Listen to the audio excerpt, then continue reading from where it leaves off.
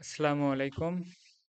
আসলাম নতুন একটা ভিডিও নিয়ে এসএসসি ফিজিক্স চ্যাপ্টার 7 নিয়ে।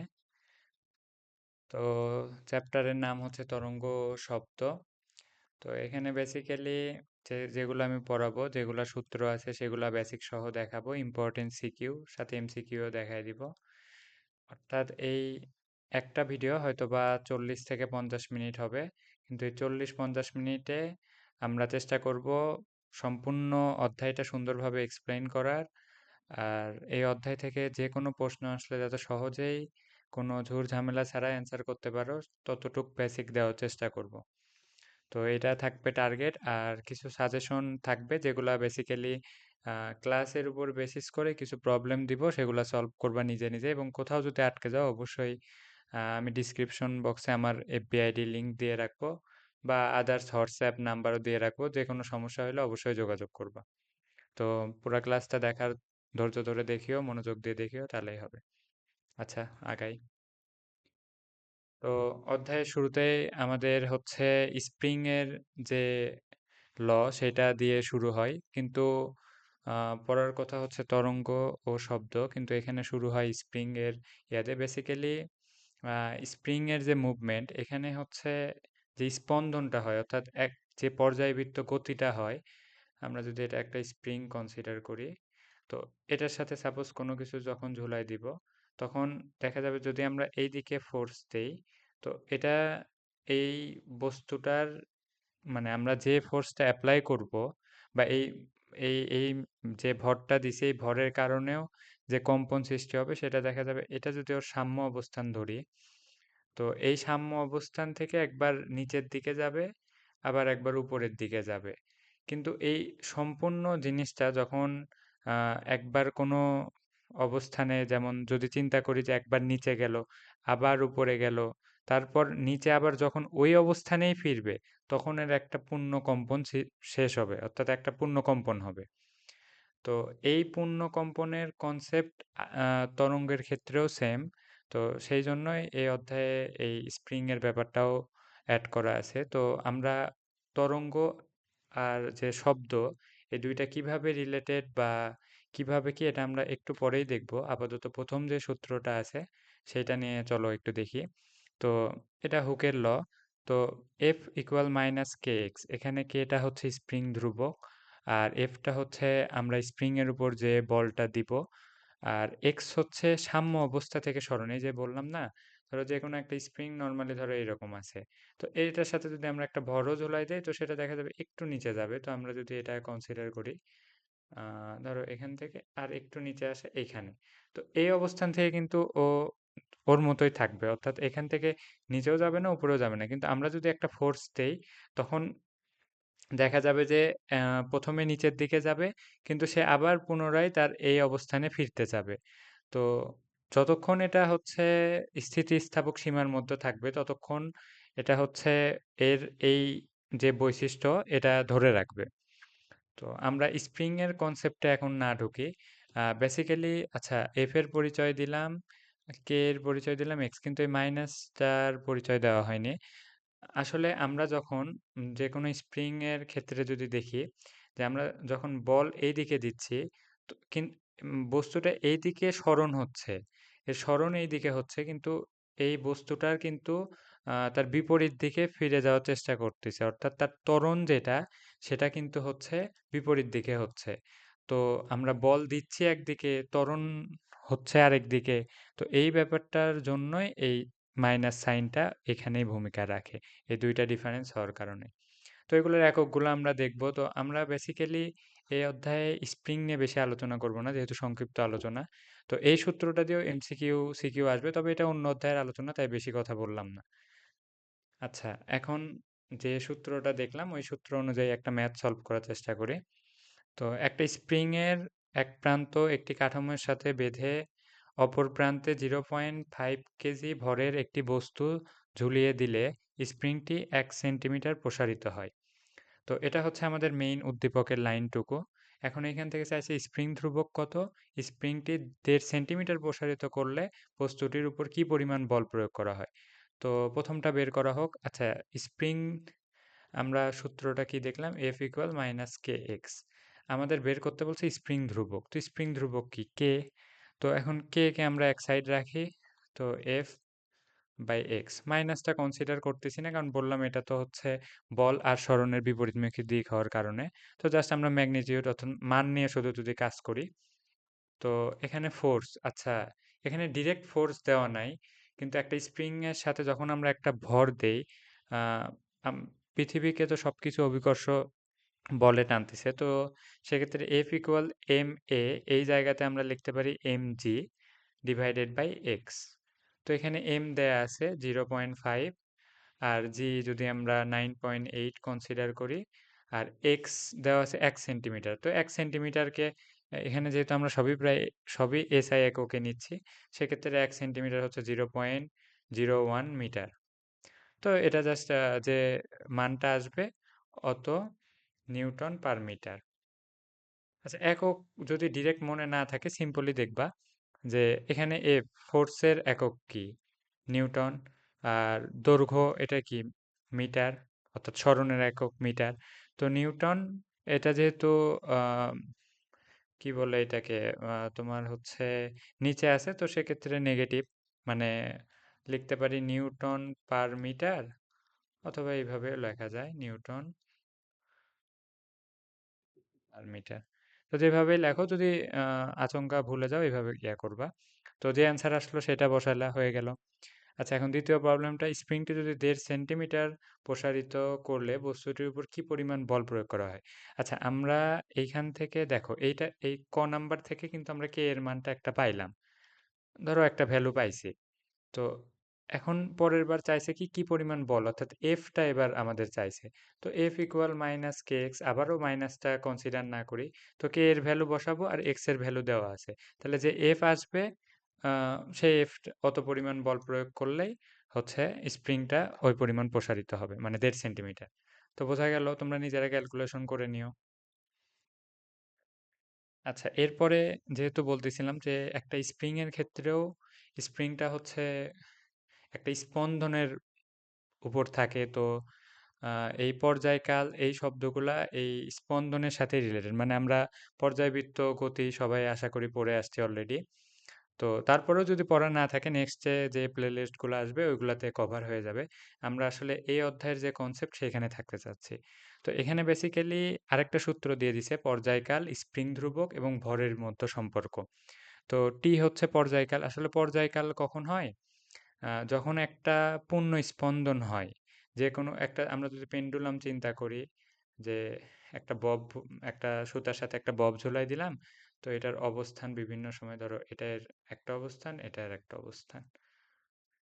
তো দেখা যাবে যে যখন একটা পূর্ণ, ধরো প্রথমে আমরা এখান থেকে ছেড়ে দিচ্ছি এই ববটাকে, তো এটা ধরো এইদিকে যাবে, তারপরে এইদিকে যাবে, আবার ঘুরে এইদিকে যাবে, এইদিকে আসবে, এইদিকে আসে, আবার যখন এইদিকে যেতে নিবে, অর্থাৎ মানে একই ভাবে যখন হচ্ছে একই পজিশনে আবার আসবে, গতির দিক একই হবে, তখন হচ্ছে একটা পর্যায়, একটা টোটাল একটা সাইকেল কমপ্লিট হবে। আর এই সাইকেলের মানে এই সম্পূর্ণ স্পন্দন হতে যে সময় লাগে সেটাকে বলা হয় পর্যায়কাল। তো এখানে পর্যায়কালের সাথে আবার হচ্ছে স্প্রিং ধ্রুবক আর ভরের একটা সম্পর্ক দিয়ে যে সূত্র আছে, এই সূত্রগুলো কিভাবে কি আসে, এগুলো যে অধ্যায়ের কনসেপ্ট ওই অধ্যায়ে দেখালেও হবে, মানে দেখাবো আর কি। তো নেক্সটে আমরা যাই এই রিলেটেড ম্যাথ করি। তো আমি বেসিক্যালি যেটা বুঝাইতে চাইলাম, পর্যায়কাল কাকে বলে, যে একটা পূর্ণ স্পন্দন দিতে যে সময় লাগে। এগুলোর সাথে তরঙ্গ রিলেটেড আছে, একটু পরেই বুঝতে পারবা।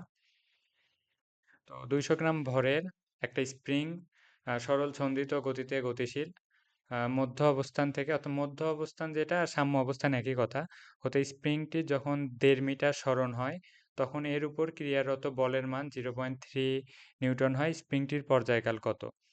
আচ্ছা, এগুলোতে সবই দেওয়া আছে। 2 পাই তো কনস্ট্যান্ট, এরপরে এম বাই কে। তো বেসিক্যালি এখানে এম দেওয়া আছে 200 গ্রাম, তো এটাকে আমরা কেজিতে কনভার্ট করে নিব, 0.2 কেজি। আর স্প্রিং, আচ্ছা, ক্রিয়ারত বলের মান, আচ্ছা আচ্ছা, এখানে একটা টুইস্ট আছে। এখানে হচ্ছে স্প্রিংটার উপর বল দেয়া নাই, তো আমরা যদি এই সূত্রটাকে এইভাবে লিখি, দেখো বল বল মানে কি F ইকুয়াল এম এ, তাই না? তো আমরা যদি হচ্ছে এই সূত্রটাকে এইভাবে লিখে নিই, ধরো এখানে যেহেতু আমাদের সরণ দেওয়া আছে, মানে এফ, আবার আমরা জানি কি এফ ইকুয়াল কে এক্স, তো K equal F by x, তাই না? তো আমরা কেটাকে যদি এখানে কনভার্ট করি, ধরো এই কে মানে আমরা এখান থেকে যে ভ্যালুটা পেলাম এটা এখানে যদি পুট করি, তাহলে এফ বাই এক্স, আচ্ছা এখানে দেখতে বড় লাগতেছে, তো আমরা এখান থেকেও যদি বের করে নেই, মানে আমি বলতে চাচ্ছি যে আমাদের হচ্ছে ফোর্স দেওয়া আছে আর সরণ দেওয়া আছে, তো এখান থেকে কিন্তু আমরা স্প্রিং কনস্ট্যান্টটা পেয়ে যাব। তো স্প্রিং কনস্ট্যান্টটা কি হবে, কে ইকুয়াল, এখানে আছে 0.3 ভাগ এটা 1.5 মিটার সরণ, তো 1.5। আচ্ছা আমি এই ম্যাথটা ক্যালকুলেশন করতেছি, ওয়েট। 0.3 ভাগ 1.5, 0.2। তো আমরা এইখান থেকে 0.2 পাইলাম, ভর আমাদের দেওয়াই আছে, উপরে ভরটাও 0.2, তো এখানে 1 অর্থাৎ 2 পাই, এটা এর পর্যায়কাল। তো এইভাবে বের করবা। আচ্ছা আমরা নেক্সটে চলে যাই। মানে কোনো কিছু যদি হচ্ছে কনভার্ট করে নিতে হয় এটাতে ভয় করবা না, সিম্পল ছোটখাটো কনভারসেশনই দিয়ে দিবে। আচ্ছা দোলকের পর্যায়কালের সাথে দৈর্ঘ্য আর অভিকর্ষ ত্বরণেরও একটা সম্পর্ক আছে। আচ্ছা আমাদের সূত্রগুলা যখন এইভাবে থাকে যে একটা কনস্ট্যান্ট আছে, আবার সাথে কিছু রুট ওভার বা এগুলো কিন্তু এইভাবেও লেখা যায়, মানে এই জায়গাগুলা থেকেই সূত্রগুলা আসে। রুট ওভার এল, আচ্ছা এল ছোট হাতের ভাবে যেহেতু সংজ্ঞায়িত করা, ছোট হাতের দিলাম। আবার টি সমানুপাতিক root over one by J. আচ্ছা এটা হচ্ছে সমানুপাতিক সম্পর্ক, অর্থাৎ পর্যায়কাল, এটার সুতার যদি হচ্ছে, এটা সুতা বলতে বোঝাচ্ছে দোলকের যে সুতা সেটার যদি দৈর্ঘ্য বাড়ে তো পর্যায়কালও বৃদ্ধি পাবে, কিন্তু যদি অভিকর্ষ ত্বরণ বাড়ে তাহলে পর্যায়কাল কমবে, ব্যস্তানুপাতিক সম্পর্ক। মানে খুবই সিম্পলি যদি বলি যে আমরা ভ্যালু বসাই, দেখো ভ্যালু বসালেই বুঝবা। সাপোজ একটা সুতার দৈর্ঘ্য ছিল হচ্ছে 4 মিটার, তো 4 মিটারের জন্য এটার পর্যায়কাল সমানুপাতিক ধরো 2 আসতেছে, কিন্তু এটা যদি আমরা বাড়াই, 4-এর জায়গায় যদি আমরা 16 করি, তো রুট ওভার 16 মানে কি 4। তার মানে কি আমরা যখন হচ্ছে সমানুপাতিক কোনো কিছু বাড়াচ্ছি, এল এর ভ্যালু বাড়লে টি এর ভ্যালুও বাড়তেছে। কিন্তু সেম উল্টাটা যদি করি জি এর ক্ষেত্রে, দেখো এটা 1 বাই আকারে আছে না, রুট ওভারের কথা আপাতত কনসিডার না করি, তো টি এর সাথে ধরো 1 বাই সামথিং, মানে এখন এই জি এর ভ্যালু যদি বাড়ে, তো জি এর ভ্যালু আমরা যদি বাড়াই, তো দেখো জি এর ভ্যালু সাপোজ 10, তাহলে এইখানকার ভ্যালুটা কত, 0.1। এখন টি এর ভ্যালু যদি আমি 20 দেই, তাহলে এটার ভ্যালু কি 0.020, তাইলে এখানে হবে 5। তো এটা কি, মানে টি এর ভ্যালু যখন আমি বাড়াচ্ছি, সরি, আমি যখন জি এর ভ্যালু বাড়ালাম তখন টি এর ভ্যালু কমতিছে, অর্থাৎ উল্টা সম্পর্ক হচ্ছে। তো এই জিনিসটা কেন বললাম সেটা এমসিকিউ এ সবচেয়ে বেশি বুঝতে পারবা, তো আরো সামনে আমি ক্লিয়ার করব। তো চলো আমরা আগে এটা দিয়ে অঙ্কটা করে নিই। মানে আমরা ম্যাথমেটিক্যাল প্রবলেম একটা করে দেখাচ্ছি, পাশাপাশি যে প্র্যাকটিসগুলো দিব ওইগুলো তোমাদের নিজেদের করতে হবে। আশা করি যদি সূত্রর বেসিক যতটুকু বলতেছি অতটুকু মাথায় নিতে পারো, ওইটা দিয়ে এমসিকিউ সিকিউ সব সলভ করতে পারবা। তো একটি সরলের এ এর দৈর্ঘ্য অপর একটি সরল দোলক বি এর দৈর্ঘ্যের 4 গুণ। আচ্ছা দোলক বি এর দোলনকাল 2 সেকেন্ড হলে এ এর দোলনকাল কত হবে? আচ্ছা ওই সূত্রটাই যেটা ছিল, আমি আগে লিখি, 2 পাই রুট ওভার এল বাই জি।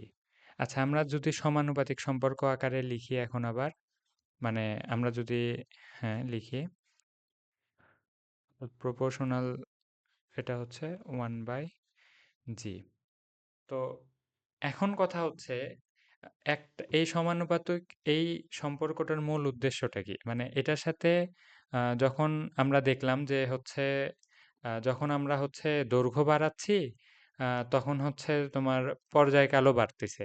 তো এটা কি মানে একটা আনুপাতিকভাবে বৃদ্ধি পাচ্ছে। তো অনুপাত করতে গেলে কি ২ টা জিনিসের অনুপাত করা যায় না? তো এখানে হচ্ছে সরল দোলক ২ টা দিয়ে দিছে। দেখো একটা সরল দোলক A, আরেকটা সরল দোলক B। তো একটা অপরটার ৪ গুণ। তো আমরা ধরে নেই যে হচ্ছে এখন দৈর্ঘ্যের কম্প্যারিজন দিয়ে দিছে, সাথে হচ্ছে দোলনকালের। তো এই যে আমরা এই সূত্রটা থেকে কি লিখতে পারি? যেহেতু এখানে অভিকর্ষের কাজ নেই, অভিকর্ষ ত্বরণের, তো আমরা TA এটা আমাদের বের করতে হবে। আমাদের দেওয়া আছে হচ্ছে LA, একটি সরল দোলক A এর দৈর্ঘ্য অপর একটি সরল দোলক B এর দৈর্ঘ্যের ৪ গুণ। তার মানে এটা হচ্ছে ধরো 4, আর L যেটা B এটা হচ্ছে 1, মানে এর ৪ গুণ এইটা। তাহলে আমরা লিখতে পারি ধরো সমানুপাতিক সম্পর্ক যদি আমরা তুলে দিই, তো TA বাই TB, এটা B, B কিন্তু দেওয়া আছে TB, অর্থাৎ আমি বোঝাতে চাচ্ছি যেটা B এর দোলনকাল সেটা হচ্ছে 2 সেকেন্ড, সেটা দেওয়া আছে। এখানে আমাদের সম্পর্ক হচ্ছে LA বাই LB। তো TA বের করতে হবে, তাহলে TA আমরা এই সাইড রাখি, রুট ওভার আমরা ভ্যালুটা বসাই দেই 4/1 ইন্টু টিবি। তো এটা কত আসতেছে 2 অফ টিবি, অর্থাৎ টিবি বলতে এই যে বি এর দোলনকাল, তো এটা হচ্ছে এটাও দেওয়া আছে 2, তো 4 সেকেন্ড। তো এ দোলকের দোলনকাল হবে 4 সেকেন্ড। ঠিক আছে। আচ্ছা, তাহলে আমরা আরেকবার দেখি, সরল দোলক এ এর দৈর্ঘ্য অপর একটি সরল দোলক বি এর দৈর্ঘ্যের 4 গুণ। আচ্ছা দেখো, যেহেতু এ এর দৈর্ঘ্য বেশি, তাহলে এর দোলনকালটাও কিন্তু বেশি হবে, তাই না? তো দেখো, আমরা এখান থেকেও দেখতে পাচ্ছি যে এটার দোলনকাল ছিল 2 সেকেন্ড, আর এটার দোলনকাল হইলো 4 সেকেন্ড। তো এগুলা এত করার না, শুধু জাস্ট মুখে মুখেই অ্যান্সার করে ফেলতে হবে। তো আমি একটু ডিটেলসে দেখাইলাম। চলো নেক্সটে যাই। আচ্ছা, এতক্ষণ যা ছিল ছিল, ওইগুলা ছিল হচ্ছে স্পন্দন নিয়ে। এখন ওইগুলোর সাথে তরঙ্গের কি সম্পর্ক সেটা কিছুটা অনুধাবন করাচ্ছি এখন। ওইখানে যেগুলা টার্ম ছিল পর্যায়কাল, স্পন্দন, এগুলো এখানেও আছে। এখন তরঙ্গ এই কনসেপ্টটা নিয়ে যদি বলি, আমার এখানে একটা ফটো অ্যাড করা আছে আমার। ওয়েট, দেখাই তোমাদের। আশা করি এগুলা এতক্ষণে তোমরা নিজেরাই অনেক কিছু জানো।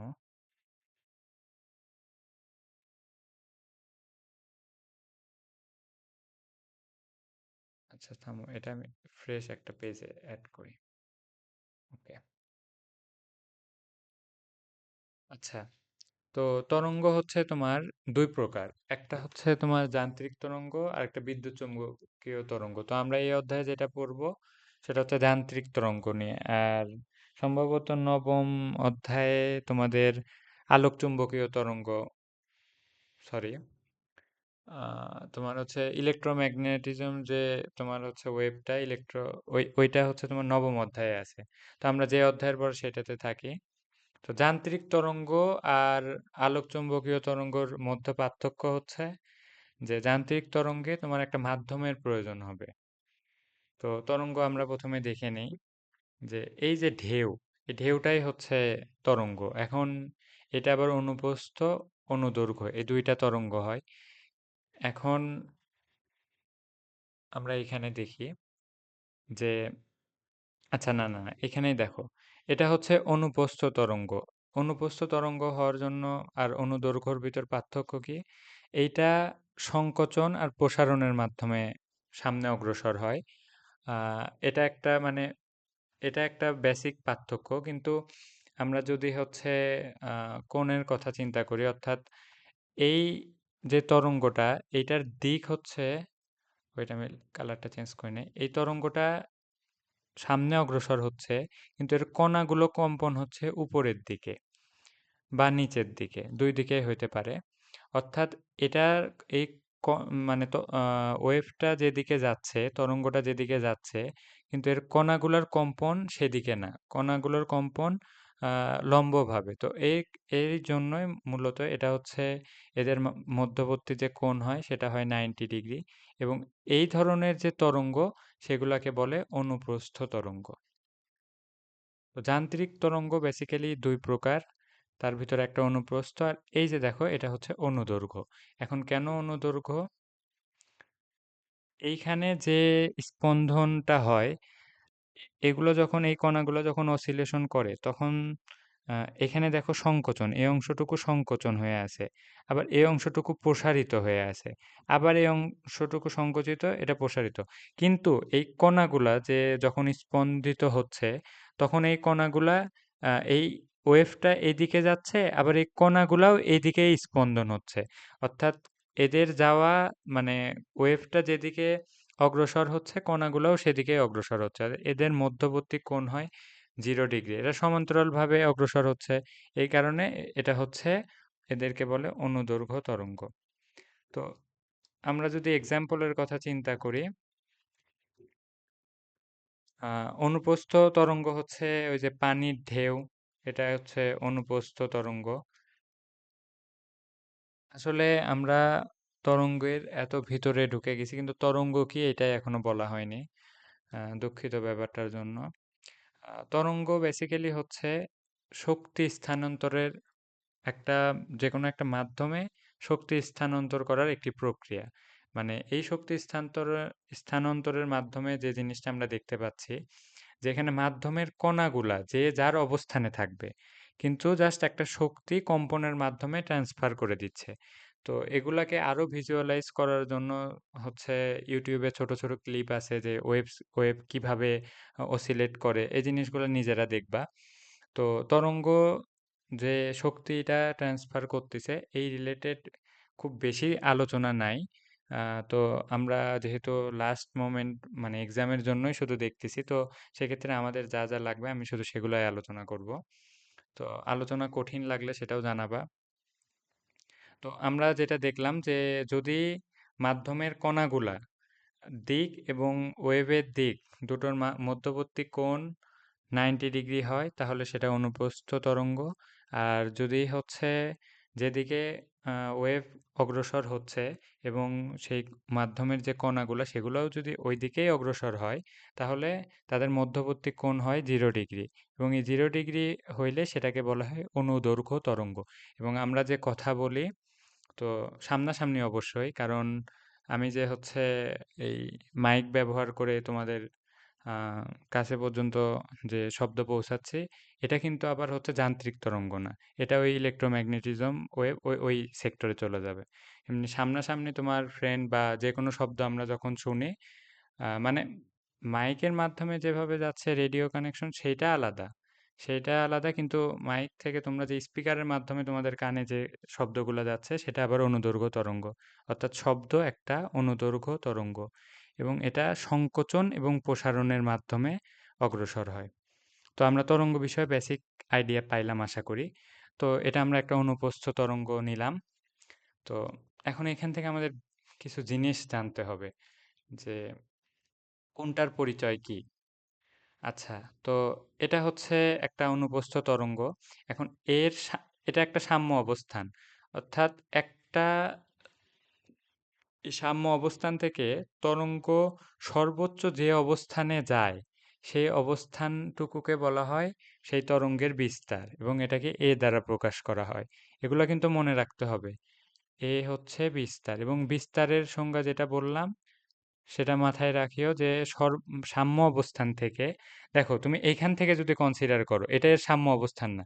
মানে একটা মিডল পয়েন্ট, যে পয়েন্ট অনুযায়ী সে মানে সবচেয়ে লোয়েস্ট পয়েন্ট, বা যে পয়েন্টের উপর ভ্যারি করে তার অসিলেশনটা হচ্ছে, ওই পয়েন্ট থেকে শুরু করে সর্বোচ্চ অবস্থান পর্যন্ত যে দূরত্ব, এটাকে তার বিস্তার বলতেছে, তরঙ্গটার বিস্তার।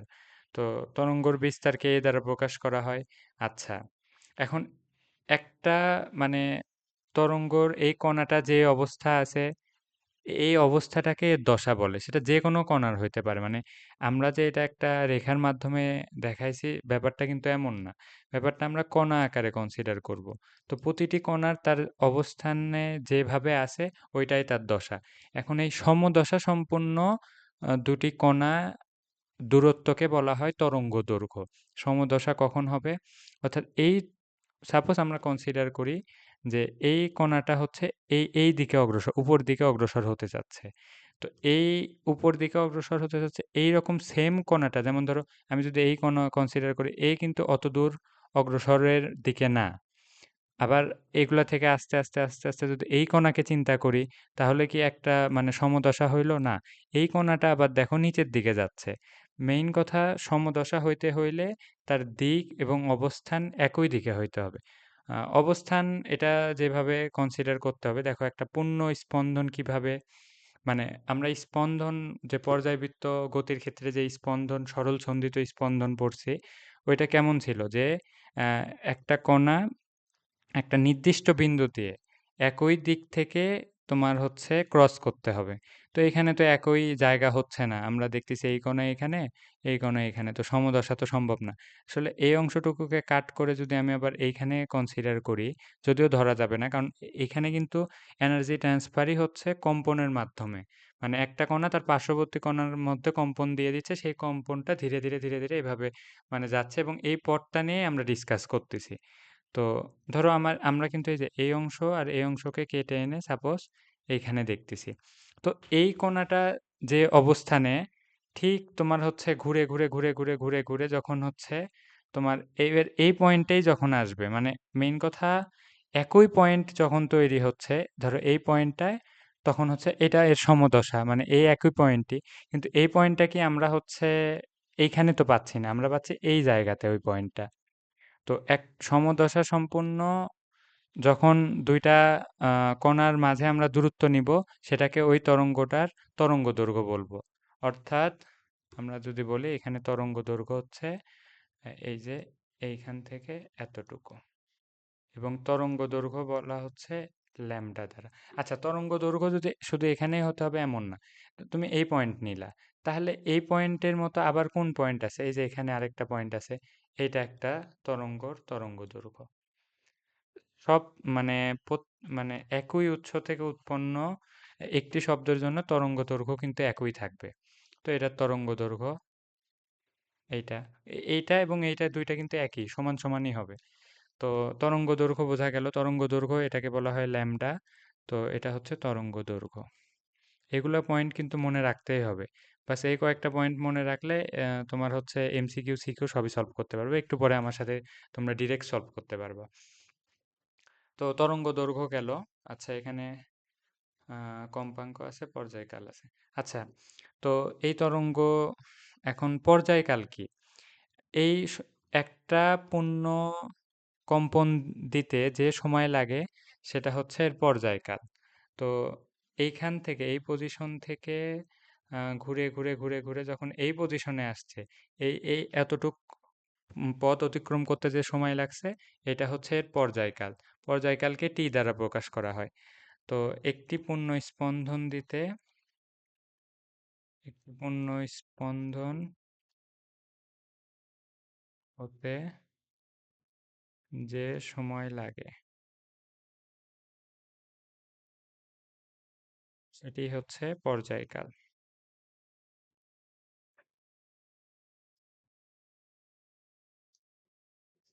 আচ্ছা, আমি দেখি কত মিনিট হইলো, কারণ 40 মিনিটে ক্লাস শেষ করার কথা। অলরেডি 30 মিনিট হয়ে গেছে, আমি সূত্র থেকে বের হইতে পারিনি। আচ্ছা, আমি আরো দ্রুত পড়ানোর চেষ্টা করতেছি। তো এটা হচ্ছে পর্যায়কাল। তো এখন পর্যায়কালের সাথে এখন খুবই যেটা ইম্পর্টেন্ট একটা সম্পর্ক, পর্যায়কালের সাথে কম্পাঙ্ক। তো ১ সেকেন্ডে যে কয়টি পূর্ণ স্পন্দন দিতে পারে সেটাই হচ্ছে ওই ওয়েভের জন্য তার কম্পাঙ্ক। আচ্ছা, বারবার ওয়েভ আসতেছে, মানে তরঙ্গ, এই শব্দটা মুখে আসতেছে না। আচ্ছা, তো প্রতি সেকেন্ডে তাহলে আমরা যদি চিন্তা করি যে টি সেকেন্ডে হয় একটা স্পন্দন। তাহলে ১ সেকেন্ডে হবে 1/t স্পন্দন। তার মানে বোঝা গেল? আর এই ১ সেকেন্ডে যে কয়টা স্পন্দন হয় সেটাকেই কিন্তু আমরা বলি কম্পাঙ্ক। অর্থাৎ পর্যায়কালের সাথে কম্পাঙ্কর সম্পর্ক হচ্ছে t = 1/f। এখন f = 1/t ও লেখা যায়। মানে দুটো একই কথা। তো বেসিক্যালি আরেকবার বলে দিচ্ছি যে টি সেকেন্ড কি? মানে একটা একটা সম্পূর্ণ স্পন্দন হতে যে সময় লাগে সেটা হচ্ছে পর্যায়কাল। আর পর্যায়কাল হচ্ছে টি। তো সেই টি সেকেন্ডে আমাদের স্পন্দন হয় কয়টা? একটা। তাহলে ১ সেকেন্ডে কয়টা হবে? ঐকিক নিয়ম অনুযায়ী 1/t। আর এই ১ সেকেন্ডে যে কয়টা স্পন্দন হয় সেটাকে আবার আমরা বলি কম্পাঙ্ক। তাহলে এই যে কম্পাঙ্ক আর হচ্ছে পর্যায়কালের মধ্যে আমরা একটা সম্পর্ক পাইলাম এবং খুবই ইম্পর্টেন্ট। আচ্ছা, এখন এগুলার সাথে যে সম্পর্ক যেটা দিয়ে সবচেয়ে বেশি ম্যাথ আসবে সেটা হচ্ছে এই তরঙ্গের বেগ দিয়ে। তো আমরা কি জানি? s = vt। এই সূত্র তো সবাই জানি যে সমবেগে আ যে বস্তু চলে ওই বস্তুর ক্ষেত্রে অতিক্রান্ত দূরত্ব বেগ ইনটু সময়, তাহলে আমরা তার অতিক্রান্ত দূরত্ব পেয়ে যাই। তো এইরকম এই সূত্রটার সাথে যদি আমরা কম্পেয়ার করি তো v = হবে s/t। এখানে আমরা তরঙ্গের ক্ষেত্রে যে সূত্রটা পাইছি, দেখো আমি সামনে নেক্সট পেজে এড করতেছি। আমরা তরঙ্গের ক্ষেত্রে যে সূত্রটা পাবো v = f * ল্যাম্বডা। আর আমি এখানে কি বললাম? s = vt। এই একটা সূত্র দিয়ে আসলে আমাদের প্রায় এই অধ্যায়ের 90% হয়তোবা কভার হয়ে যায়। তো ঠিক আছে, আমরা এই সূত্রের সাথেই কম্পেয়ার করব যদি আমরা কখনো সূত্র ভুলে যাই। তো v = s/t এই সূত্র অনুযায়ী কিন্তু তাই হচ্ছে। তো আমাদের এক্ষেত্রে v কি? তরঙ্গ বেগ। ও নরমাল বস্তুর ক্ষেত্রে ছিল শুধু বেগ, এটা তরঙ্গ বেগ। আর আচ্ছা s টা কি? দূরত্ব না? তো আমরা এখানে দূরত্বর জন্য কি পড়ছি? দেখো তো। আমরা এখানে দূরত্বর জন্য পড়ছি হচ্ছে ল্যাম্বডা অর্থাৎ তরঙ্গ দৈর্ঘ্য। তাহলে তরঙ্গ দৈর্ঘ্য দিয়ে দাও। আচ্ছা। এখন s/t, এখন 1/t, এই 1/t টাই কি হচ্ছে আমাদের f না? f তো। তাহলে এখানে যেহেতু t আছে, তো এই সূত্র অনুযায়ী এখানে t হওয়ার কথা। তো এখানে যে 1/t আকারে আছে, এটাকে কিন্তু আমরা ডিরেক্ট f লিখতে পারি। এই যে এটা কি বুঝতে পারলা? মানে এখানে হচ্ছে ইন টোটালে 1, মানে সূত্র অনুযায়ী কি লেখার কথা? v = s/t। এখন 1/t মানে কি? আমরা কি জানলাম? কম্পাঙ্ক। তো এই যে ডিরেক্ট লিখে দিলাম। মানে কখনো যদি সূত্র ভুলে যাও v = f * ল্যাম্বডা, তখন এইভাবে এই s = vt থেকেও কম্পেয়ার করে ফিরে আসতে পারো মেইন সূত্রতে। তো এটা হচ্ছে তরঙ্গ বেগ, এটা তরঙ্গ দৈর্ঘ্য ল্যাম্বডা। আর f হচ্ছে তরঙ্গের যে কম্পাঙ্ক। আচ্ছা, এগুলার এককও ইম্পর্টেন্ট। তো বেগের ক্ষেত্রে তো মিটার পার সেকেন্ড, এটা নিয়ে সমস্যা নেই। দৈর্ঘ্যের ক্ষেত্রে মিটার। আর আচ্ছা, এখানে যেহেতু মিটার পার সেকেন্ড লিখছে, এটাতে মিল করতে কি? তাহলে পার সেকেন্ডই হবে। মিটার ইনটু পার সেকেন্ড, তাহলেই তো মিটার পার সেকেন্ড। কিন্তু এটার আরো একক আছে, সেটা হচ্ছে হার্জ। তো এই হার্জ এককটাও আসে।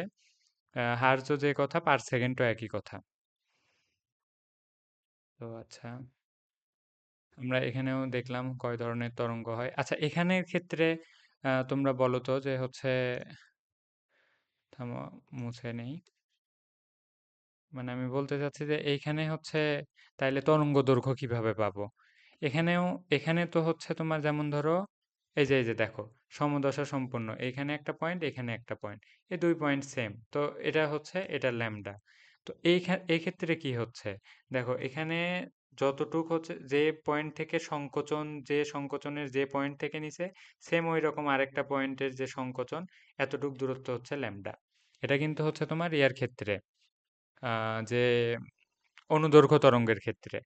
তো প্রশ্নে কিন্তু এইভাবেও দিয়ে দেবে যে যে এরকম এরকম এরকম, আবার তারপরে এরকম এরকম দিয়ে দিবে। অর্থাৎ এখানে সংকোচন, থামো, এই যে এটা হচ্ছে সংকোচন, আবার এরকম প্রসারণ। তো এই যে এই দূরত্ব থেকে এই দূরত্ব, এটা হচ্ছে এটার ক্ষেত্রে ল্যামডা। মানে আমাদের প্রশ্ন থেকেও অনেক সময় বের করে নিতে হবে তরঙ্গ দৈর্ঘ্য। আচ্ছা, আরেকটা ইম্পর্টেন্ট সম্পর্ক সেটা হচ্ছে বাতাসে আমরা তো অলরেডি বুঝলাম যে শব্দ, আমরা যে শব্দটা শুনি এটাও কিন্তু তরঙ্গ আকারে আসে। সেই তরঙ্গটা হচ্ছে অনুদৈর্ঘ্য তরঙ্গ। রিলেট করতে পারতেছো কিনা জানি না। তো আর পানিতে আমরা যে ঢেউ দেখি, ঢেউয়ে মানে আমরা কোনো একটা ঢিল যদি নিক্ষেপ করি, যে একটা মানে সার্কেল আকারে চতুর্দিকে ছড়ে যায়, তো এই জিনিসটা কিন্তু হচ্ছে অনুপ্রস্থ তরঙ্গ। অর্থাৎ ওই ঢিল ছোড়ার কারণে যে শক্তিটুকু এখানে প্রয়োগ হয়েছে, ওইটা যে ওয়েতে ছড়াচ্ছে এটা হচ্ছে অনুপ্রস্থ তরঙ্গ। আর আমরা যে কথা শুনি বা শব্দ তরঙ্গ যেটা, সেটা হচ্ছে এই যে অনুদৈর্ঘ্য তরঙ্গ। তো এটার সাথে এখন একজন খুবই হাই টেম্পারেচারে কথা বলবে, মানে হাই টেম্পারেচার যে এলাকাতে আছে ওইখানে কথা বলবে, আর কেউ যদি নিম্ন তাপমাত্রার কোনো এরিয়াতে কথা বলে, দুটার মাঝে পার্থক্য হবে। একই শব্দ উৎপন্ন করবে কিন্তু ওই শব্দর যে বেগ সেটা টেম্পারেচারের উপর ভ্যারি করে। তো সেটা কিভাবে ভ্যারি করে? আহ, বেগ, এটা হচ্ছে তাপমাত্রার বর্গমূলের সমানুপাতিক। তো এটা খুবই ইম্পর্টেন্ট একটা সম্পর্ক, খুবই মানে খুবই। এমসিকিউ এ তো আসবেই, সিকিউ করতে প্রায়শই লাগবে। কেননা ওই স্থানের তাপমাত্রা দেওয়া থাকবে এবং সেই অনুযায়ী আমাদের ওইখানে শব্দের বেগ কত হইতে পারে এটা বের করে নিতে হবে। তো ভি হচ্ছে বাতাসে শব্দের বেগ, আর টি হচ্ছে তাপমাত্রা, এবং তাপমাত্রাটা অবশ্যই কেলভিনে ট্রান্সফার করে নিবা। সেলসিয়াস দেয়া থাকতে পারে, এবং সেটার জন্য যে সাধারণ মানে তাপমাত্রা যে অধ্যায় আছে ওখানে জানার কথা, যে ধরো সাপোজ 5 ডিগ্রি সেলসিয়াস থাকলো, এটা ইকুয়াল কত কেলভিন? কিছু না, জাস্ট 273 দিয়ে যোগ করে দিবা। এখন এটা কেন 273 দিয়ে যোগ করা হইলো, এই জিনিস এই অধ্যায়ের না, যে অধ্যায়ে আমি সেই অধ্যায়ে দেখাই দিব। আহ, মানে তাপমাত্রার স্কেলের পার্থক্যর জন্য শুধু আপাতত এটা মনে রাখো, প্রশ্নে থাকবে সেলসিয়াসে, তোমাকে হচ্ছে সেটা কেলভিন স্কেলে মানে কত তাপমাত্রা হয় তত তাপমাত্রাতে পার করতে হবে, তারপরে ম্যাথগুলো সলভ করতে হবে। ত্বরণ, বেগ, সময় ও প্রতিধ্বনি, এই রিলেটেড যে সূত্রটা সেটা হচ্ছে 2D ইকুয়াল ভিটি। আচ্ছা, প্রতিধ্বনি, প্রতিধ্বনি অর্থাৎ আমরা একটা শব্দ করব, সেটা কোনো একটা প্রতিবন্ধকের সাথে বাধা পেয়ে আবার ফিরে এসে ওই শব্দটা আমাদের কানে যখন আমরা শুনতে পাই সেটাকেই বলি প্রতিধ্বনি। তো প্রতিধ্বনির ক্ষেত্রে কি কি জিনিস কনসিডার করতে হচ্ছে? ধরো একজন সোর্স যে শব্দ উৎপন্ন করতেছে এবং তার সামনে কোনো একটা প্রতিবন্ধক থাকতে হবে, ধরে নিলাম এটা একটা পাহাড়। তো আমি না, মানে যে কেউ শব্দ উৎপন্ন করলো, সেই শব্দটা একটা নির্দিষ্ট পরিমাণ দূরত্ব গিয়ে সেটা আবার বাধা পেয়ে আবার সেম আমার কাছে ফিরে আসলো।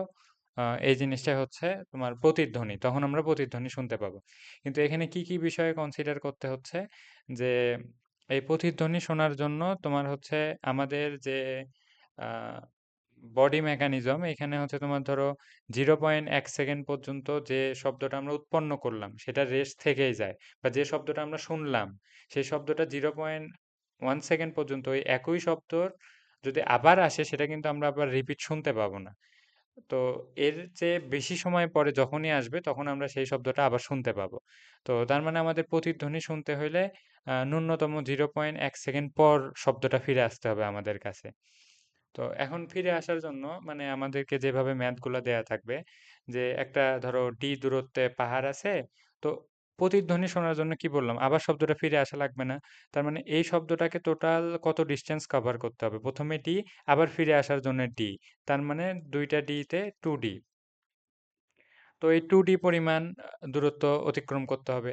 আমরা নর্মালি কি জানি, এস ইকুয়াল ভিটি। তুমি এই সূত্র দিয়েও করতে পারো, এস কি মানে অতিক্রান্ত দূরত্ব, তো এর অতিক্রান্ত দূরত্ব কি 2D না? তো 2D ইকুয়াল ভিটি। মানে এটা কিন্তু আমরা সবই একদম নর্মাল যে গতির সূত্র সেটাই অ্যাপ্লাই করতেছি। তো ভি কি, শব্দের বেগ, আর টি হচ্ছে সময়, এই যে এগুলো এখানে লেখা আছে। তো এগুলোর একক তোমরা জানো। তো আমরা এই রিলেটেড এখন সূত্র আশা করি শেষ। ও আচ্ছা, আরেকটা ইম্পর্টেন্ট সূত্র আছে।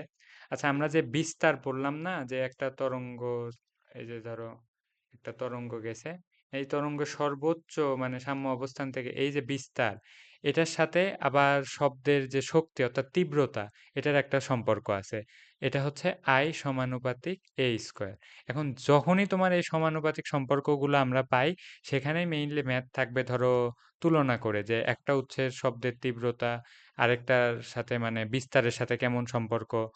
বুঝতে পারতেছো তো? তো এগুলা কনভার্সন জানতে হবে। আর তোমরা যদি এইরকম কনভার্সনের সমস্যা হয়, সিম্পল এই তুমি ধরো তোমার সূত্রটা জানো, কিন্তু তুমি এই অংশটুকু অনুপাত যে সমান হয়, এইটা তুমি বের করতে বারবার ভয় খাচ্ছ বা এটা তোমার মনে রাখতে হচ্ছে বারবার ভিন্ন ভিন্ন সূত্রের জন্য। যদি এইরকমও নিজের অবস্থা হয়, অবশ্যই আমার সাথে ফ্রিলি শেয়ার করবা। আমি বেসিক ধরো 15-20 মিনিট ম্যাথমেটিক্যাল আমাদের ফিজিক্সের যে সূত্রগুলা এরকম সিম্পল কনভার্সন করলেই হয়ে যায়, বা গ্রাফ দেখে অ্যান্সার করতে হয়।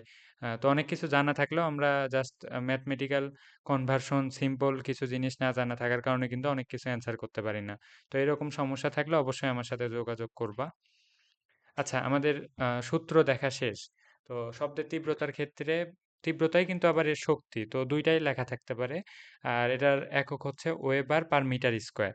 অ্যা হয়তোবা একক এগুলা লাগবে না, কিন্তু এই সূত্রটা খুবই ইম্পোর্টেন্ট। এমসিকিউ বা খ নাম্বারে সাধারণত আসে না। মানে এমসিকিউ এ সবচেয়ে বেশি আসে আরকি। অনেক সময় ঘ নাম্বারে আসে আবার। আচ্ছা, যে প্রশ্ন খ তে আসে না সেটা ঘ তে আসে। কিভাবে আসে? এই যে এই সূত্রের জন্য আসে। তো চলো আমরা কিছু প্র্যাকটিস করি। আচ্ছা, থামো।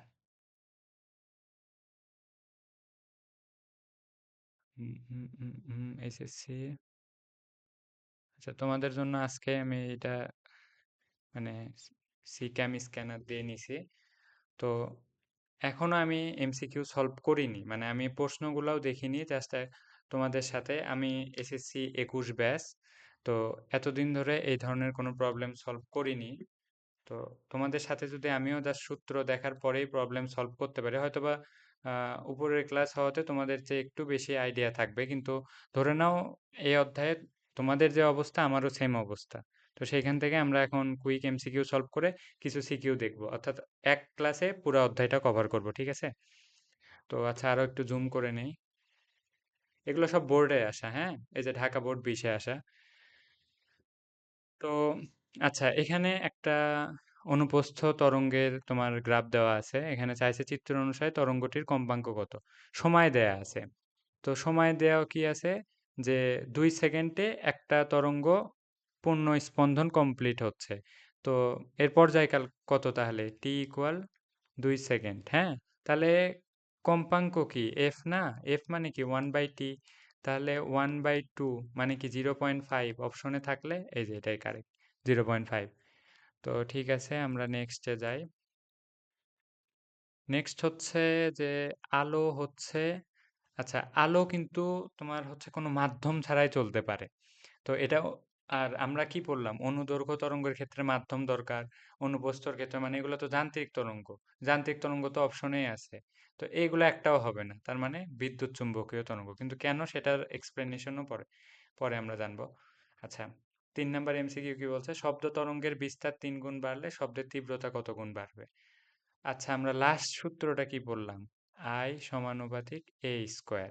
দেখো তো, এখন আমরা যদি দেখি যে শব্দ তরঙ্গের বিস্তার 3 গুণ বাড়লে, বিস্তার কি এ না, এটা 3 গুণ বাড়াও, তার মানে 3 স্কোয়ার, তার মানে 9। অর্থাৎ আই কি হচ্ছে 9 গুণ বাড়তেছে না। অ্যান্সার হবে ঘ। কোনটি সুরযুক্ত শব্দের বৈশিষ্ট্য নয়? আসলে তোমাদের অধ্যায়ে আমি একবার রিডিং পড়ছিলাম। তো তখন পড়ার পরে এগুলো হচ্ছে সিম্পল টপিক ছিল লাস্টের দিকে। তো এগুলো তোমরা পড়লেও দেখতে পারবা। সুরযুক্ত শব্দের বৈশিষ্ট্য নয়, এখানে দেখো তীব্রতা ওর একটা বৈশিষ্ট্য সুরযুক্ত শব্দের। দশা এটা এর বৈশিষ্ট্য না। টিম্বার বা জাতি, তীক্ষ্ণতা, এগুলো সবই ওর বৈশিষ্ট্য, কিন্তু এই দশা কিন্তু এর বৈশিষ্ট্য না। দশা যে কোনো তরঙ্গের জন্যই থাকবে, মানে তরঙ্গের যে কোনো কণা অবস্থানরত যে অবস্থা ওইটাই ওর দশা। তো এটা তো তোমার হচ্ছে সুরযুক্ত কোনো শব্দের বৈশিষ্ট্য না। তো নেক্সটে 5 নাম্বারে আসি।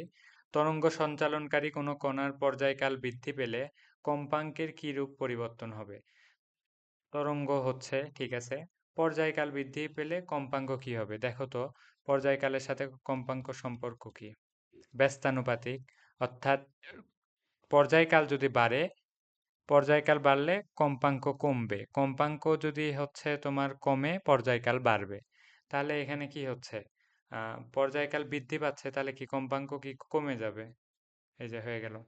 একটি শব্দ তরঙ্গ বিস্তারের কত গুণ বাড়লে এর শক্তি 9 গুণ বৃদ্ধি পাবে? আচ্ছা, বিস্তার কত গুণ বাড়লে এর শক্তি 9 গুণ বৃদ্ধি পাবে? এই যে কিছুক্ষণ আগে এই এমসিকিউটা করলাম না, এইটার জাস্ট উল্টা এমসিকিউ এটা। দেখো, এক্ষেত্রে তোমার হচ্ছে বিস্তার কত গুণ বাড়াইতে হবে। তো বিস্তার কত গুণ? 3 গুণ বাড়াইলেই তো হচ্ছে তোমার তীব্রতা বা শক্তি 9 গুণ বেড়ে যায়। তো তুমি এটাকে এইভাবে লিখতে পারো। এটা যেহেতু সমানুপাতিক a স্কয়ার আছে, তুমি এইভাবেও কনসিডার করতে পারো যে a সমানুপাতিক রুট ওভার i। যদিও সমানুপাতিক চিহ্ন এভাবে উল্টে দেওয়া মানে একটাকে অপর পাশে এটা লেখা ঠিক না, তবে এমসিকিউ এর ক্ষেত্রে লিখো, সমস্যা নেই। তো এটাকে হচ্ছে তোমার আমাদের 9 গুণ বৃদ্ধি করতে হবে, ঠিক আছে? সরি, মানে এইটার ভ্যালু তোমার মেইনলি এখানে তরঙ্গের বিস্তার কত গুণ। আচ্ছা, বিস্তার যদি আমরা হচ্ছে আহ এর শক্তি 9 গুণ বৃদ্ধি পাবে। থামো তো, একটি তরঙ্গের বিস্তার কত গুণ বাড়ালে, আচ্ছা বিস্তার বাড়াতে হচ্ছে তাহলে শক্তি 9 গুণ হবে। বিস্তার 3 গুণ বাড়ালেই হচ্ছে, এই সূত্র দিয়েই হচ্ছে। আমি উল্টাটা ভাবছিলাম যে তরঙ্গর যে শক্তি সেটা বাড়ানোর কথা বলতেছিল। ঠিক আছে, আমরা নেক্সটে যাই। মানে আশা করি বুঝতে পারছো হয়তোবা। আমারই প্রশ্নপত্রে ভুল হওয়ার কারণে উল্টাপাল্টা লাগতে পারে, আমি আরেকবার দেখাই দিচ্ছি। তরঙ্গের বিস্তার কত গুণ বাড়লে শক্তি 9 গুণ হবে? দেখো, বিস্তার যদি আমরা 3 গুণ বাড়াই তাহলে কিন্তু তোমার হচ্ছে এই যে শক্তি সেটা কিন্তু 9 গুণ হয়ে যাচ্ছে, তো 3 গুণ। তো বাতাসের প্রবাহ দিয়ে তৈরি বাদ্যযন্ত্র কোনটা? এগুলো তোমার হচ্ছে এমনি এমসিকিউ, যে তোমার বইয়ে রিডিং পড়লে হয়ে যাবে। আচ্ছা, তারপরে এটা হচ্ছে হারমোনিয়াম। মানে হারমোনিয়ামে হচ্ছে তোমার যে বাতাসের মাধ্যমেই তো, বাকিগুলা বেহালা হবে কিনা আমি জানি না। তো হারমোনিয়াম হওয়ার সম্ভাবনা সবচেয়ে বেশি, তোমরা দেখে নিও। কোন মাধ্যমে শব্দের বেগ সবচেয়ে বেশি? তো যার যে মাধ্যমের ঘনত্ব বেশি হবে সেই মাধ্যমে সবচেয়ে দ্রুত শব্দ যাবে, তো হীরা। এগুলা লোহা, পারদ বা হাইড্রোজেন, এগুলাতে হীরার ঘনত্ব বেশি, তো হীরার মাধ্যমেই যাবে। কোন ধরনের তরঙ্গ আমাদের কানে শ্রবণের অনুভূতি জন্মায়? যান্ত্রিক তরঙ্গ। কেননা যান্ত্রিক তরঙ্গই হচ্ছে শব্দ তরঙ্গ, তো ওইটাই তো আমাদের শ্রবণ অনুভূতি সৃষ্টি করে, তাই না? শব্দানুভূতির স্থায়িত্বকাল কত? ওই যে একটা টপিক পড়াইলাম প্রতিধ্বনি শোনার জন্য, তো ওইটাই হচ্ছে শব্দা অনুভূতির স্থায়িত্বকাল, মানে 0.1 সেকেন্ড পর্যন্ত ওইটা রেস্ট থেকে যায়। শূন্য মাধ্যমে শব্দের দ্রুতি কত? তো এটা, ও আচ্ছা, শূন্য মাধ্যম। দেখো, শব্দ কি যান্ত্রিক তরঙ্গ না? এটা কিন্তু কোনো মাধ্যম ছাড়া তোমার চলাচল করতে পারে না। মানে তুমি ভ্যাকিউম কোনো জায়গাতে যেখানে ধরো কোনো এয়ার নাই, মানে তুমি যদি স্পেসে যাও, সাপোজ স্পেসে যাও, তো কোনো কারণে ধরো তুমি জীবিত আছো, মানে স্পেসে জীবিত আছো, তো তুমি সামনে যার সাথেই কথা বলো না কেন, এখানে কিন্তু কোনো শব্দ তার কান পর্যন্ত, মানে তুমি সাউন্ড করবা বাট সেটা যে পৌঁছাবে তার কাছে, তার কোনো মাধ্যম না থাকার কারণে সে কিন্তু শুধু তোমার মুখ নড়ানোটাই দেখবে। তো শূন্য মাধ্যমে শব্দের দ্রুতি হচ্ছে 0 মিটার পার সেকেন্ড। কম্পাঙ্কের মাত্রা কত? কম্পাঙ্ক কি? F=1/t। তো এটার মাত্রা কি? T−1। এই যে, কোন রং এর আলোর তরঙ্গ দৈর্ঘ্য ছোট? তো এই যে বেনি, আসহ, কলা, এটার ক্ষেত্রে যেটা তোমার হচ্ছে তরঙ্গ দৈর্ঘ্য কিন্তু হচ্ছে তোমার যত এদিকে যাচ্ছে তরঙ্গ দৈর্ঘ্য বাড়ে। বেনি, আসহ, কলা বলতে যে বেগুনি, নীল, আসমানি, সবুজ, হলুদ, কমলা, লাল। এখন দেখি তরঙ্গ দৈর্ঘ্য ছোট চাইছে, তার মানে এই দিক থেকে যেটা সবার আগে, এখানে বেগুনি নাই, তাহলে নীল আছে, এই যে নীল। স্পন্দনরত কণার গতির সামগ্রিক অবস্থাকে কি বলে? মানে স্পন্দনরত কণার গতির সামগ্রিক অবস্থা হচ্ছে দশা। তরঙ্গের সঙ্গে কোনটি সঞ্চালিত হয়? বল। ও সরি, বল না, শক্তি। এভাবে একটু কেয়ারফুল থাকে, ঠাস করে দেখে আমার মতো দিতে নিয়ে, ধরো এটা দিতে নিলেই তো কাটা হয়ে যায় তো এমসিকিউটা। নিচের কোনটি অনুপস্থ তরঙ্গ? অনুপস্থর ক্ষেত্রে কিন্তু তোমাদের উদাহরণ বলছিলাম যে ঢেউ, তো সমুদ্রের ঢেউ। বাকিগুলোও দেখো, সূর্যরশ্মি এটা হচ্ছে ইলেকট্রোম্যাগনেটিক ওয়েভ, শব্দ তরঙ্গ এটা অনুদৈর্ঘ্য তরঙ্গ, বেতার তরঙ্গ এটাও ইলেকট্রোম্যাগনেটিক ওয়েভ। তো সমুদ্রের ঢেউ মনে রাখো, এই এক্সাম্পল একটা মনে রাখলেই হবে। আর অনুদৈর্ঘ্যের ক্ষেত্রে শব্দ তরঙ্গ এটা মনে রাখলেই হবে, কারণ এটা যেহেতু আসছে ওইটাও আসতে পারে। পরপর দুটি তরঙ্গ শীর্ষের দূরত্ব 2 সেন্টিমিটার, একটি তরঙ্গ শীর্ষ ও পরবর্তী তরঙ্গ পাদের দূরত্ব কত সেন্টিমিটার? তো তরঙ্গ শীর্ষের দূরত্ব হচ্ছে 2 সেন্টিমিটার। তাহলে তোমার হচ্ছে তরঙ্গ শীর্ষ ও পরবর্তী, আচ্ছা 2 সেন্টিমিটারই হবে।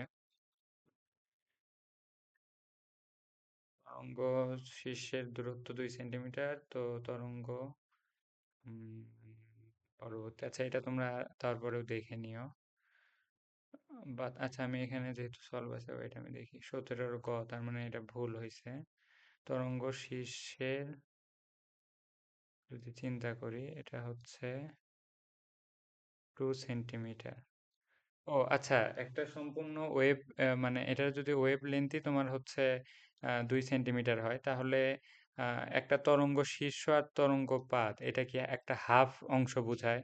তো হাফ অংশ হইলে এটার হাফ কত হবে? 1 সেন্টিমিটার। তো এটা হবে, সরি এটার জন্য। আচ্ছা, বাতাসে শব্দের বেগ 350 মিটার পার সেকেন্ড। একটি বস্তু বাতাসে যে শব্দ সৃষ্টি করে তার তরঙ্গ দৈর্ঘ্য এত হলে পর্যায়কাল কত? তো পর্যায়কাল চাইছে, ভি ইকুয়াল আমরা জানি এফ ল্যামডা। তো এখানে আমাদের বেগ দেওয়া আছে, তারপরে তরঙ্গ দৈর্ঘ্য দেওয়া আছে। তো আমরা তো সূত্র জানি এটা, তো এফ কে কনভার্ট করে 1/t লিখতে পারি, 1/t ইন্টু ল্যামডা। তো টি এই সাইডে চলে যদি আসে, অর্থাৎ আমি, আচ্ছা আবার সুন্দর করে ফ্রেশ করে লিখতেছি।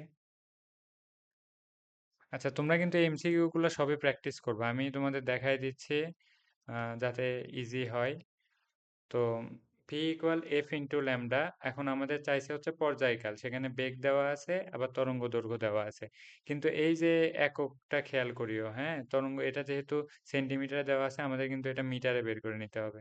তো আমরা এই সূত্রটাকে কি লিখতে পারি? 1/t into lambda. দেখো ঘুরে ফিরে একই সূত্র, টি এই সাইডে দাও যেহেতু টি বের করতে হচ্ছে, আর ভি তাইলে ল্যামডা বাই ভি।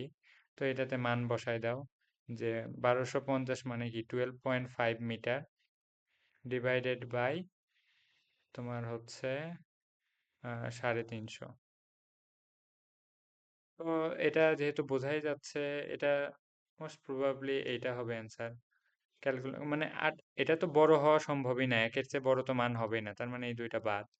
মানে ক্যালকুলেটর তো তোমাদের কাছে থাকবেই। আচ্ছা আমি হিসাবে করতেছি, এটাও হওয়ার সম্ভাবনা নাই, কারণ 350 দিয়ে 12.5 মিলতেছে না তো। ওকে, এটার অ্যান্সার হচ্ছে তোমার ওই ঘ নাম্বারই। আচ্ছা, শব্দের তীব্রতা আই এবং তরঙ্গের বিস্তার এ হলে নিচের কোনটি সঠিক? তো আই সমানুপাতিক আমরা জানি এ স্কোয়ার। তো এখানে এখন দেখি, আহ, এ এটা না, এ এই যে এটাই হয়ে যাবে, দেখো এ তাহলে সমানুপাতিক √আই। এই যে এটা কিন্তু মিলে যাচ্ছে, এটা অ্যান্সার। নিচের কোনটিতে শব্দের বেগ বেশি? বায়ু এটা হবে না, পানি হবে না, তো রূপা, না রূপার চেয়ে লোহা বেশি ইয়া। কারণ আমি শুরুতে অপশন লোহা দেখছি দেখে এগুলো কিন্তু ক্রস করছি, এগুলো কিন্তু শুরুতে মানে প্রথম দেখাতে তো মানে ঘনত্ব যার বেশি হবে শব্দের বেগ সেখানে বেশি। নিচের কোন মাধ্যমে শব্দের বেগ সবচেয়ে কম? আচ্ছা এগুলা তোমার হচ্ছে দেখতেছো যে সব মানে একই রিলেটেড এমসিকিউ আসতেছে, তো তোমরা করেও দেখি এখানে কি বলতেছে। এখানে 24, কম্পাঙ্ক ও পর্যায়কালের সম্পর্ক কিরূপ? ব্যস্তানুপাতিক, মানে এফ ইকুয়াল 1/t। এই ঘুরে ফিরে এগুলাই, কোনটা সমানুপাতিক কোনটা ব্যস্তানুপাতিক এগুলা কিন্তু অ্যাটলিস্ট এখন জানার কথা। এখানে কি বলতেছে, যেহেতু একটা চিত্র দিয়ে দিছে এটাও করি।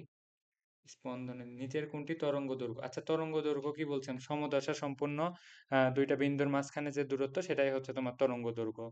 তো এখানে তরঙ্গ দৈর্ঘ্য কোনটা দেখো, পি, পি আর, না এটা সমদশা না, এটা হবে না, এটা বাদ। পি কিউ, পি কিউ এটাও সমদশা না, এটাও বাদ।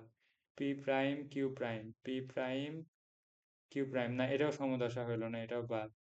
পি পি প্রাইম, এই যে পি আর পি, এই দেখো এটা সমদশা সম্পূর্ণ, মানে এখান থেকে এটা নিচে নামতেছে, এটা এখান থেকেও এটা নিচে নামতেছে, এই যে পি, এটা। তো এভাবে দেখো সবই করিও। আমি আম, একটা এমসিকিউ ভুল করছিলাম, সেটা হচ্ছে 17 নাম্বার। তা আমি কিন্তু তোমাদের সাথে ফার্স্ট টাইম করলাম এটা, মানে এত অনেক দিন পরে, আমি এসএসসি ব্যাচ 21, আর এটা মেইনলি ক্লাস নিচ্ছি এসএসসি 26 ব্যাচের জন্য, যদি কারো উপকারে আসে। আচ্ছা আমরা এখন কিছু সিকিউ সলভ করি শর্ট টাইমে।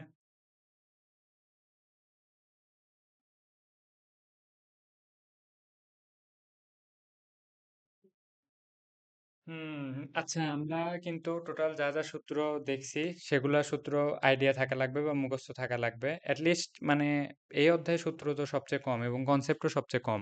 মানে আমরা ওই যে এক আদিকালে সূত্র শিখছি এস ইকুয়াল ভিটি, ধরে নিতে পারো অধ্যায়ের 90% এটা দিয়ে। তো ঠিক আছে, শুরু করি, ওগুলা এক্সট্রা কথা না বলি।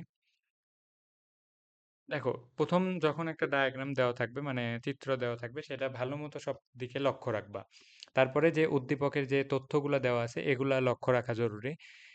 মানে চিত্র কেন ভালোভাবে দেখতে বললাম, কারণ আমি যখন গাইডে প্রবলেমগুলা দেখলাম, তো এখানে দেখা যাবে যে খুব সাইডে এক জায়গায় ছোট করে ধরো টেম্পারেচার লেখা, যে ধরো 21 ডিগ্রি, ঠিক আছে, 21 ডিগ্রি সেলসিয়াস, বা কোথাও দেখা যাচ্ছে লেখা 30 ডিগ্রি সেলসিয়াস, কিন্তু তুমি ধরে নিলা যে 0 ডিগ্রি সেলসিয়াসে বায়ুর বেগ 330। তো বা এটা কিন্তু সাল অনুযায়ী ভ্যারি করে, তোমাদের বইয়ে কত দেওয়া আছে আমি জানি না। তো ধরে নিলাম 0 ডিগ্রিতে 330 মিটার পার সেকেন্ড। তো তুমি এই মানে এই টেম্পারেচার অনুযায়ী তুমি অঙ্ক করে দিলা, অঙ্কগুলা ভুল হয়ে যাবে। কারণ আমরা কি দেখছিলাম যে V equal root over T, মানে সমানুপাতিক রুট ওভার টি। তো মানে তাপমাত্রার সাথে কিন্তু বেগের, শব্দের যে বেগ সেটা কিন্তু ভ্যারি করতেছে। তো এটা খুবই ইম্পর্টেন্ট একটা বিষয় যে তোমরা হচ্ছে চিত্রগুলা ভালো মতো দেখিও। আচ্ছা ঠিক আছে, আমরা এখন প্রবলেম সলভ করি, কেমন? তো আচ্ছা, প্রথমে একটা চিত্রর উদ্দীপকটা পড়ে নেই। মানে একটা এমন একটা জিনিস দেখানোর চেষ্টা করছে যেখানে পানি আর বায়ু মাধ্যম দুইটাই আছে। এই যে এগুলো পানি, এগুলো বায়ু। তো সমস্যা নেই। এস প্রাইম, আচ্ছা এস প্রাইমের কাছে কোনো ব্যক্তি একটি শব্দ করায়, তা আর প্রতিফলকে বাধা পাওয়ার পর 3 সেকেন্ড পর প্রতিধ্বনি শোনা যায়। আচ্ছা, আমরা এইখান থেকে, উনি হচ্ছে একটা শব্দ করছে, তো এইখান থেকে শব্দ, এই যে আর এখানে প্রতিফলন হয়ে ওনার কাছে আসছে, এবং সেটা আসতে সময় নিছে 3 সেকেন্ড। আমরা কিন্তু টি এর ভ্যালু পাইলাম অলরেডি, কি চাইছে সেটা পরে দেখতেছি। বায়ু ও পানিতে শব্দের বেগ, আচ্ছা এই যে শব্দের বেগ দেওয়া আছে, এখানে কোনো টেম্পারেচার কিন্তু নাই, তার মানে তুমি ওই ওই ঝামেলা থেকে বেঁচে গেলা। তো আচ্ছা, তো আমরা, আচ্ছা আমরা কিন্তু ক খ এগুলো সলভ করব না। মানে এগুলাও যদি তোমাদের কোনো সমস্যা থাকে যে ভাই এগুলা বেসিক কিছু জিনিস আছে, আলোচনা করে দেন, তো সেটা কমেন্টে জানাও। তো আমরা গ নাম্বারটা সলভ করি। এস ও আর এর মধ্যবর্তী দূরত্ব কত? আচ্ছা এস এইখানে, আর এখানে, এরা ডিস্টেন্স কত কভার করছে? 2D। একদম সবচেয়ে এখন যে সূত্রটা মাথায় আসার কথা, যে এস ইকুয়াল ভিটি। তো কারণ হচ্ছে আমাদের শব্দের বেগ দেওয়া আছে, সময় দেওয়া আছে, শুধু দূরত্বটা বের করতে হবে। তো দূরত্ব এস এখানে কি, সে একবার গেছে ডি, আবার আসছে 2D না? তো আমরা লিখি 2D ইকুয়াল ভিটি। এখন আমাদের চাইছে কি এস ও আর এর মধ্যে দূরত্ব। তো আমাদের আমরা এখানে 2D কেন নিচ্ছি? কারণ আমাদের যে সময়টা, মানে টি, এটা কিন্তু হচ্ছে প্রতিধ্বনি শোনার জন্য। তো আমরা এখানে যে টিটা বসাবো সেটা কিন্তু 3 সেকেন্ড তার প্রতিধ্বনি শোনার জন্য। তো তাহলে আমরা কি করব, মানে আমাদের আবার ডিস্টেন্স চাইছে এস ও আর এর মাঝে, অর্থাৎ শুধু শুধু ডি নিলেই হচ্ছে। ডি ইকুয়াল তাহলে ভিটি বাই টু। তাইলে এখানে ভি এর মান কত? 332। তারপরে টি এর মান হচ্ছে 3, আর তারপরে হচ্ছে 2 দিয়ে ভাগ। তো এটা তোমার হচ্ছে ক্যালকুলেট করে নিও। তো ডি ইকুয়াল এত মিটার। তাহলে আমরা একটা মিটার পেয়ে গেলাম। আমাদের প্রথম প্রশ্ন কিন্তু সলভ হইলো। সম্ভবত 2 মিনিটের মতো সময় লাগবে। তো তোমরা দেখলা তো, একটা সিম্পল সূত্র দিয়ে তোমাদের একটা প্রবলেম সলভ হয়ে গেল। মানে এই প্রবলেম, আমি কিন্তু এখানে যে প্রবলেমগুলো চুজ করছি সেগুলোতে কিছু না কিছু বেসিক আছে বলেই চুজ করছি, তারপরেও এগুলো এত দ্রুত হচ্ছে। তো তোমাদের আরো সহজ প্রশ্ন থাকবে যেগুলোতে দেখার সাথে সাথেই হয়তো বা তোমরা অ্যান্সার করে দিবা। ঘ নাম্বার প্রশ্নে বলতেছে, এ ও বি অবস্থানের ব্যক্তি একই সঙ্গে এস এর উৎপন্ন শব্দ শুনতে পেলে পুকুরটির পানির গভীরতা কত? আচ্ছা এই যে বলছিলাম না এটা পুকুর, মানে আমি একবার সিকিউ গুলা দেখার সময়, মানে এখানে আনার আগে আমি তো দেখছি যে মানে প্রশ্নগুলাতে কি চাইছে। তো এই প্রশ্নটা আমার কাছে ভালো লাগছে, সে কারণে আনা। তো আমাদের দেখো, এখান থেকে শব্দটা এখানে গেছে, এটা কিন্তু সম্পূর্ণ বায়ু মাধ্যমে। তো এখানে যেতে যত সময় লাগছে, সেম এইখানে আসতেও একই সময় লাগছে। কিন্তু এইখানে মাধ্যমটা আবার দুইটা, প্রথমে বায়ু মাধ্যম, তারপরে হচ্ছে পানি মাধ্যম। তো বেসিক্যালি দেখো, আমরা আমাদেরকে যে হিন্টটা দিয়ে দেওয়া, যে সব একই সময়ে একই সঙ্গে শব্দটা শুনতে পাইছে, মানে কি আমাদের টিটা হচ্ছে সেম। তো আমরা যদি এমন কোনো ইকুয়েশন বিল্ড আপ করতে পারি যেখানে সময়ের সাথে দূরত্ব সম্পর্ক থাকবে। কারণ মানে আমাদের টি এ, ধরো টি যে সময়ে শুনতে পারছে, টি বি, এই দুইটা কিন্তু সমান। তো আমরা যেটা করতে পারি, এটা যদি সমান হয়, তো টি এর সাথে যে দূরত্বের সম্পর্ক, ওইটা ইকুয়াল এই সাইডে আবার ওই বি এর সাথে সম্পর্ক যদি বিল্ড আপ করি, তাহলে কিন্তু আমরা পুকুরের গভীরতাটা পেয়ে যাব। তো আসো এরকম একটা সম্পর্ক। আচ্ছা, প্রথমত আমরা হচ্ছে সময়টা কত লাগতেছে এটা কনসিডার করার চেষ্টা করি। তো এস থেকে এ ৮০ মিটার বায়ু মাধ্যম, তাহলে আমরা লিখি যে এস ইকুয়াল ভিটি।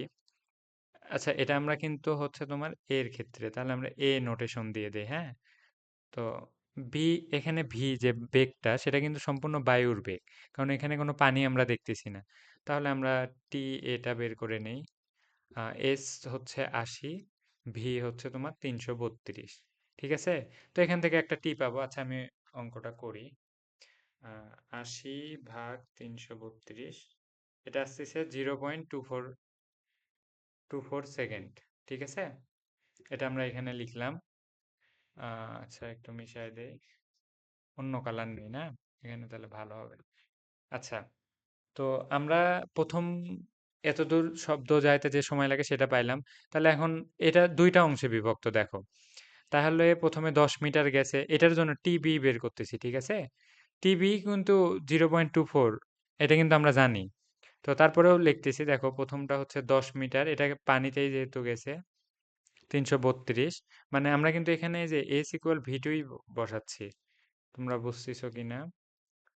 এস ভাগ ভি, তো এখানে প্রথমটার এস কি, ১০ মিটার, যেটা হচ্ছে বায়ু মাধ্যমে গেছে।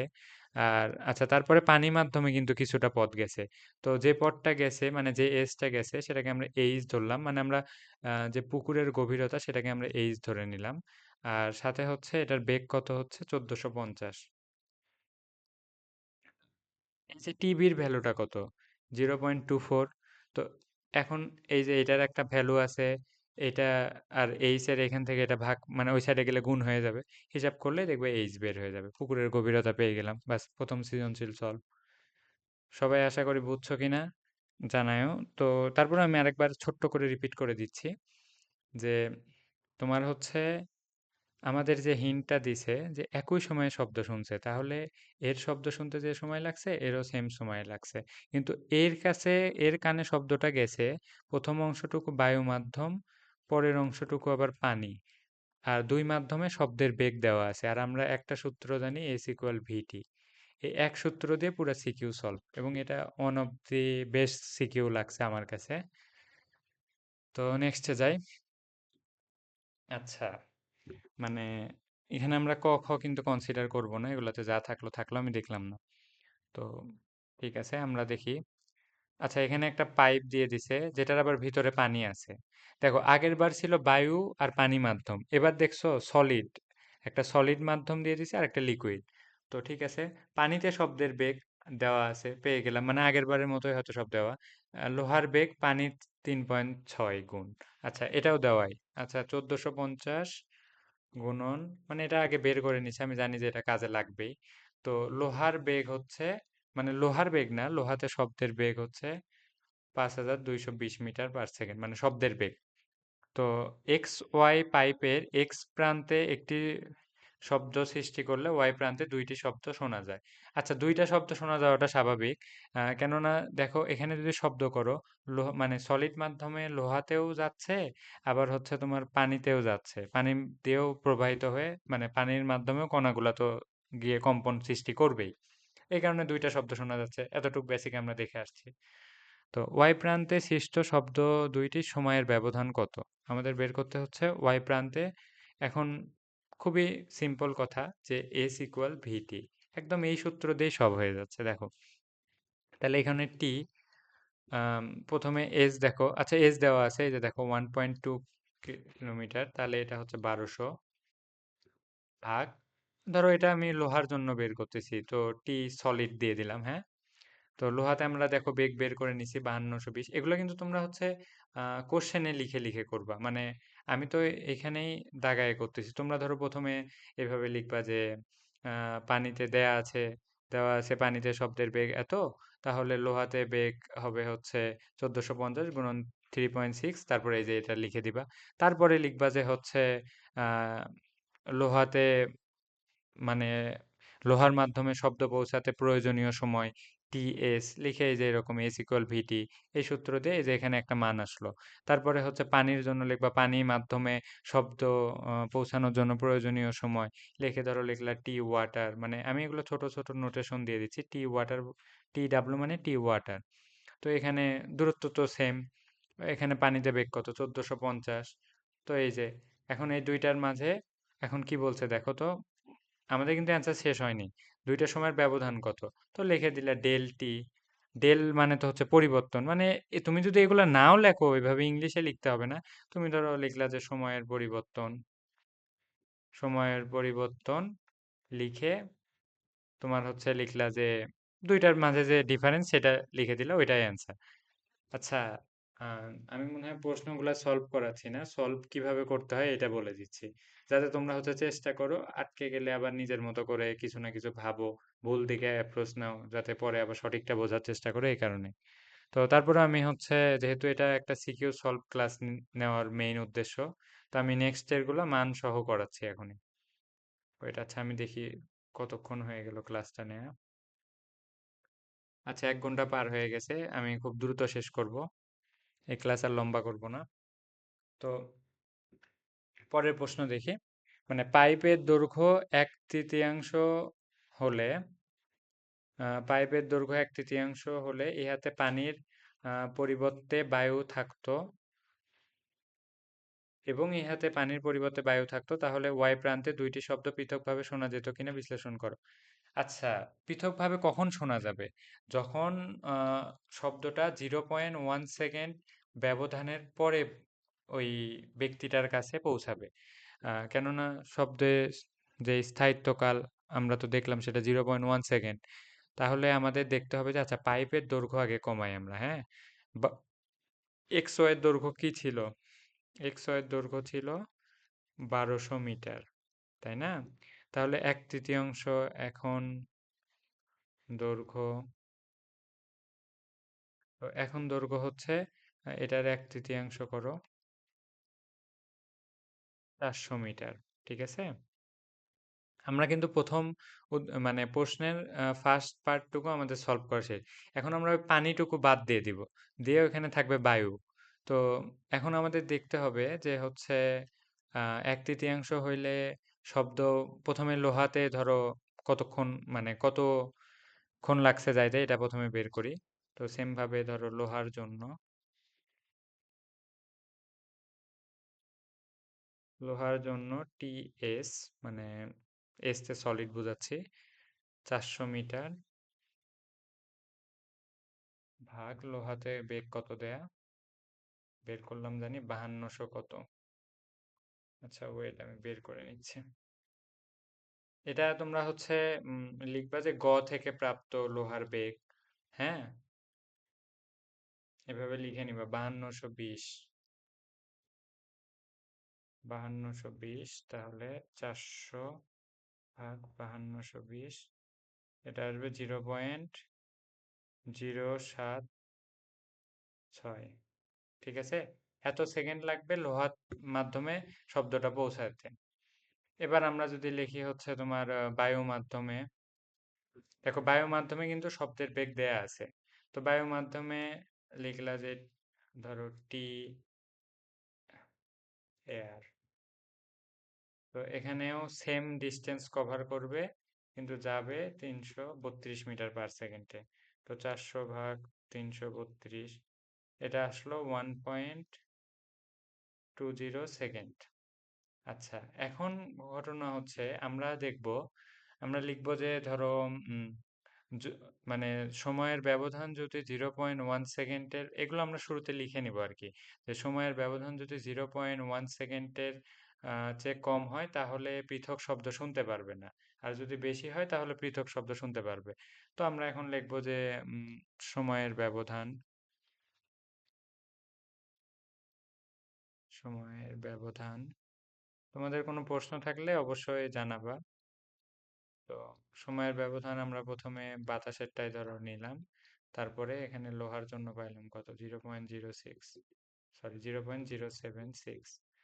তো এটার ব্যবধান করি 0. এটা এমনি বোঝাই যাচ্ছে যে এটা দেখো 1.12 সেকেন্ড, 1 2। ঠিক আছে, এটা অবশ্যই বড় 0.1 এর চেয়ে। তার মানে কি শব্দ পৃথকভাবেই শুনতে পারবে, কারণ লোহাতে যেভাবে শব্দটা যাবে ওইটা তোমার অলরেডি শুনেও মানে অনেকক্ষণ পরে হচ্ছে বায়ুর মাধ্যমেরটা আসবে। তো শব্দ পৃথকভাবেই শুনতে পারবে। জাস্ট এই যে বিশ্লেষণ হয়ে গেল। তো নেক্সট সিকিউয়ে আসি।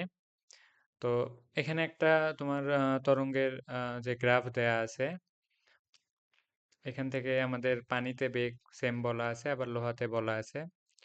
তো এখন আমাদের যেটা চাচ্ছে, গ নাম্বারে আসি, উদ্দীপকের তাপমাত্রাকে ফারেনহাইট স্কেলে প্রকাশ করো। আচ্ছা, এই যে এই প্রশ্ন আমি এই অধ্যায়ে সলভ করাবো না, এটা লিখেও দেওয়া ষষ্ঠ অধ্যায়। তো আমরা ঘতে আসি, উদ্দীপকের তরঙ্গের সমান কম্পাঙ্ক বিশিষ্ট তরঙ্গ পানি ও লোহার সমান তরঙ্গ দৈর্ঘ্য বিশিষ্ট হবে কি? আচ্ছা, প্রশ্নটার ভাষাটা একটু অন্যরকম। আম, এখানে যেটা বলতেছে আমরা হাফ হাফ করে পড়ি যেহেতু ভাষাটা একটু অন্যরকম। উদ্দীপকের তরঙ্গের সমান কম্পাঙ্ক বিশিষ্ট। আচ্ছা, উদ্দীপকের তরঙ্গের সমান কম্পাঙ্ক, প্রথমে আগে আমরা উদ্দীপকের তরঙ্গের কম্পাঙ্ক কত সেটা বের করি।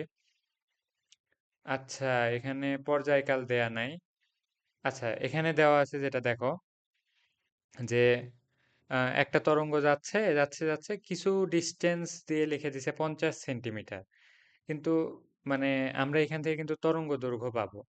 দেখো, এই এই পয়েন্ট থেকে এই পয়েন্ট পর্যন্ত একবার তরঙ্গ দৈর্ঘ্য মানে একটা 1 ল্যামডা পরিমাণ গেছে। আবার এইখান থেকে এই পয়েন্ট পর্যন্ত আরেকটা ল্যামডা গেল। তারপরে আবার আচ্ছা এতটুকু ডিস্টেন্স দেওয়া আছে, অর্থাৎ এটা গেছে ল্যামডা/2। তাহলে টোটাল গেল হচ্ছে 2.5 ল্যামডা। এতটুকুর দূরত্ব দেওয়া আছে 50 সেন্টিমিটার, তো আমরা 50 সেন্টিমিটার লিখলাম। তাহলে ল্যামডা ইকুয়াল কত? ল্যামডা ইকুয়াল হচ্ছে 50/2.5। আচ্ছা, এটা কিন্তু সেন্টিমিটারে আসবে তাই না? 50/2.5, 20।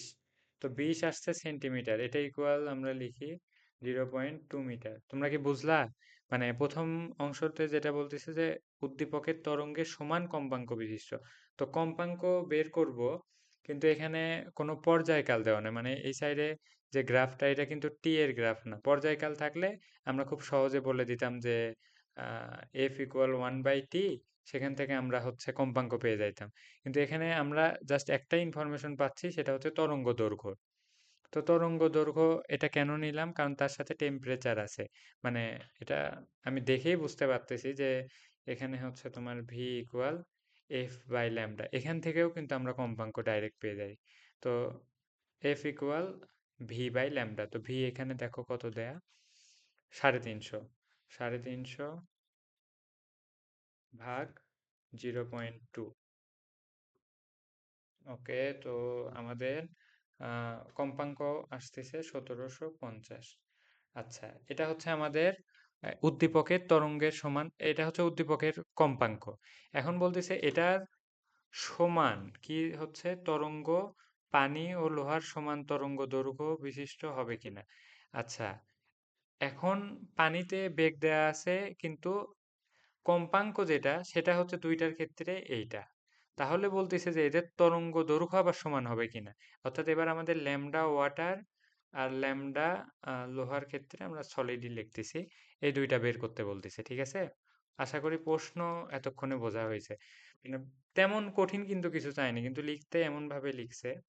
তো আমাদের দেখো পানিতে বেগ দেয়া আছে 1474, আর লোহার দেওয়া আছে হচ্ছে 5130। তো আমাদের ভি গুলা দেওয়া আছে, আমরা এফও জানি, শুধু ল্যামডা বের করতে হবে।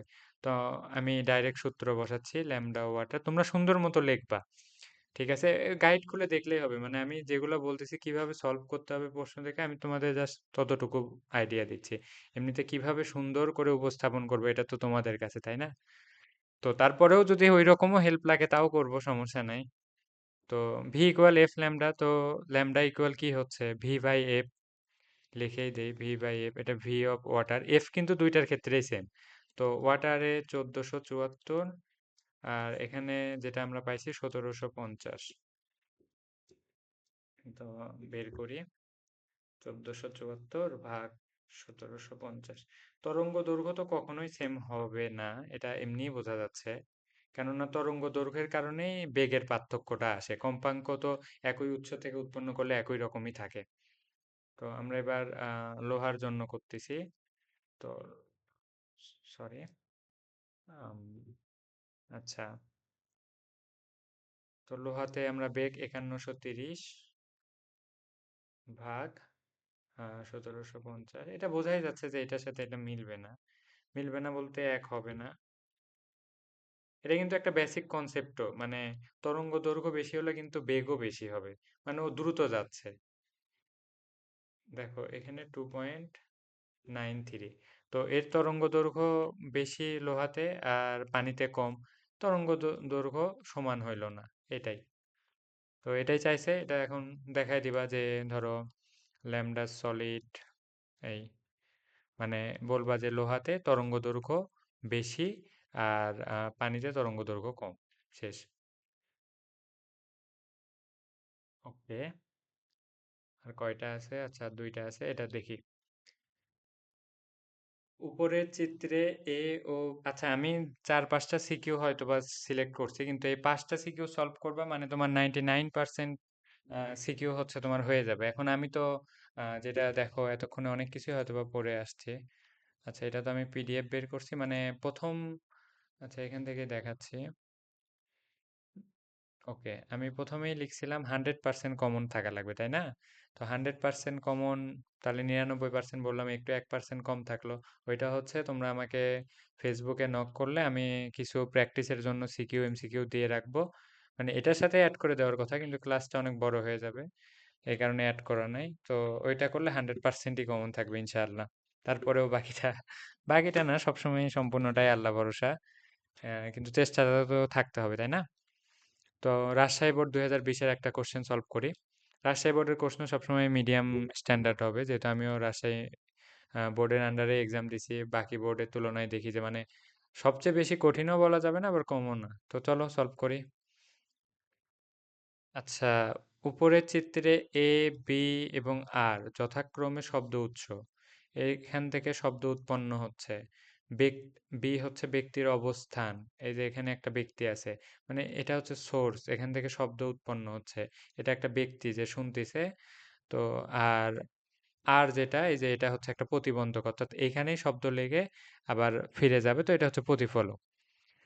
তো এখানে বলতেছে যে এ থেকে উৎপন্ন শব্দ আর এ বাধা পেয়ে পুনরায় এ এর নিকট ফিরে আসতে 0.143 সেকেন্ড সময় লাগে। তো 0 ডিগ্রি সেলসিয়াস তাপমাত্রা বায়ুর শব্দের বেগ দেওয়া আছে। এখানে যেটা দেখতেছি যে এ এ আচ্ছা আমি এখানে এস লিখে রাখছি, এটাকে আগে সরাই, পরিষ্কার পরিচ্ছন্ন রাখি নাকি। ঠিক আছে। আচ্ছা, তো প্রশ্নটা সবসময় মানে উদ্দীপক আর চিত্র খুব ভালো মতো খেয়াল রাখবা। মাঝখানে ডিস্টেন্স দেওয়া আছে 25 মিটার, তার মানে তোমার হচ্ছে 50 মিটার ট্রাভেল করতে সময় নিছে 0.143 সেকেন্ড। এখানে কিভাবে এটা লিখলাম? এ থেকে আর এর দূরত্ব 25 মিটার, আর এ কি পুনরায় এ শুনতে পাইছে, মানে কি প্রতিধ্বনি না? তার মানে এই ডিস্টেন্সটা দুইবার কভার করতে হয়েছে শব্দ। তো 50 মিটার, আর সেটা করতে সময় কত? 0.143 সেকেন্ড সময় লাগছে। তাহলে আমরা এতক্ষণ উদ্দীপক পড়লাম, এখন কি চাইছে সেটা দেখি। উল্লেখিত স্থানে বায়ুর তাপমাত্রা কত? আমরা একদম সবচেয়ে বলছিলাম যে একটা ইম্পর্টেন্ট একটা সম্পর্ক, সেটা হচ্ছে ভি সমানুপাতিক √/টি। তো শূন্য সাথে আমরা যদি কম্পেয়ার করি, কম্পেয়ার করে এই অঙ্কগুলা বের করতে হবে, যার কারণে আমি প্রশ্নটা সিলেক্ট করছি। তো এখন দেখো এই স্থানে বায়ুর তাপমাত্রা কত ছিল, এটা দেখতে হবে। উল্লেখিত স্থানে বায়ুর তাপমাত্রা, ও আচ্ছা আচ্ছা আচ্ছা, সরি, আমাদের তো বায়ুর তাপমাত্রাই বের করতে হবে। তো আমাদের 330 মিটার তোমার দেওয়া আছে। আবার এখান থেকে যদি আমি শব্দের বেগটা পেয়ে যাই, তার মানে আমার কাছে হচ্ছে V1 আর V2 কিন্তু আমি পেয়ে যাচ্ছি। সরি, সমান না, V1 আর V2, V1 V2 কোনটা বুঝতে পারছো? V1 বলতে বোঝাতে যাচ্ছে যে 0 ডিগ্রি সেলসিয়াসে কত থাকে, এটা আমাদের V1। তো এটা কিন্তু দেওয়া নাও থাকতে পারে, মানে 0 ডিগ্রিটা কিন্তু মুখস্থ রাখতে বলছিলাম। তো এটা হলো V1। আর এই যে আমরা হচ্ছে যে সূত্র জানি যে প্রতিধ্বনির ক্ষেত্রে 2D = VT, এখান থেকে যে ভিটা পাবো এটা কিন্তু V2। আর V1 V2-র কথা কেন বলতেছি, এই সূত্র থেকে আমরা লিখতে পারবো V1/V2 ইকুয়াল √T1/T2। তো চলো ম্যাথটা সলভ করি। প্রথমত আমরা এখন ভিটা বের করে নিই। ঠিক আছে, আমরা গ নাম্বার সলভ করতেছি। তো ভি ইকুয়াল তাহলে হচ্ছে 2D/T। মানে আমি কোন সূত্র থেকে আনতেছি তোমরা তো বুঝতেছো, 2D ইকুয়াল ভিটি, এটা থেকে কিন্তু আনতেছি। তো ভি, এখন আমরা ভি, এটাকে ধরো V2ই দিলাম। 2D মান কত, 50।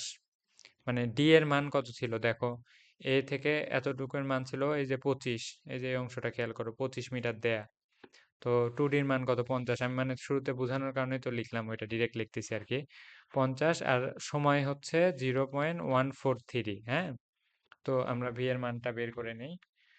50/0.143, আচ্ছা এটা আসছে 349.65। ঠিক আছে।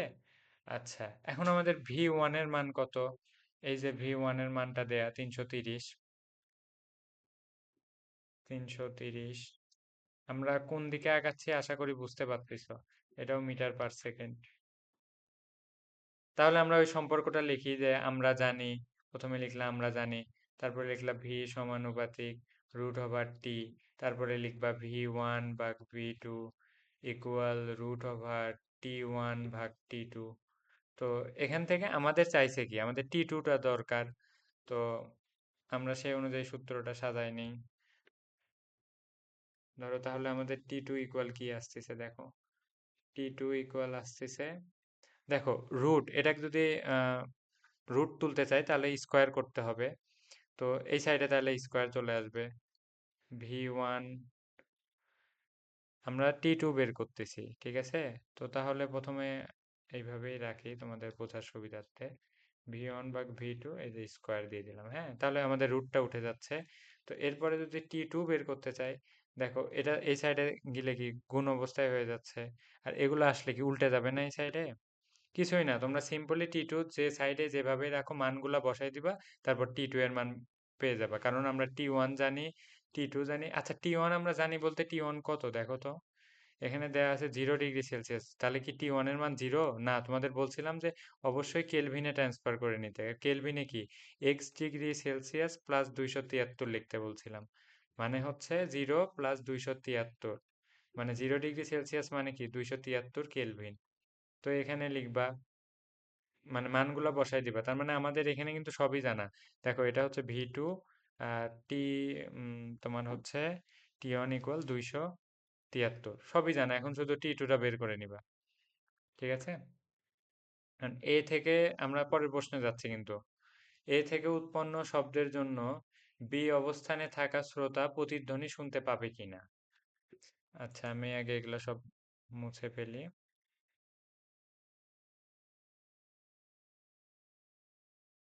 আচ্ছা, এখন বলতেছে যে এ থেকে উৎপন্ন শব্দের জন্য বি প্রতিধ্বনি শুনতে পাবে কিনা। আচ্ছা বি প্রতিধ্বনি কখন শুনতে পাবে বলো তো, যে 0.1 সেকেন্ডের মাঝে যদি এই শব্দটা এতটুক না আসে।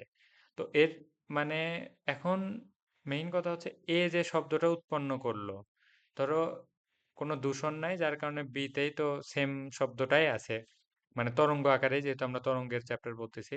তো বি, এ যে শব্দটা উৎপন্ন করছে সেটাই তো বিউ ধরো উৎপন্ন করছে, মানে এই জায়গা থেকে আমি বলতে চাচ্ছি যে টোটাল, এখন তাহলে ধরে নেই আমরা বি শব্দটা উৎপন্ন করতেছে।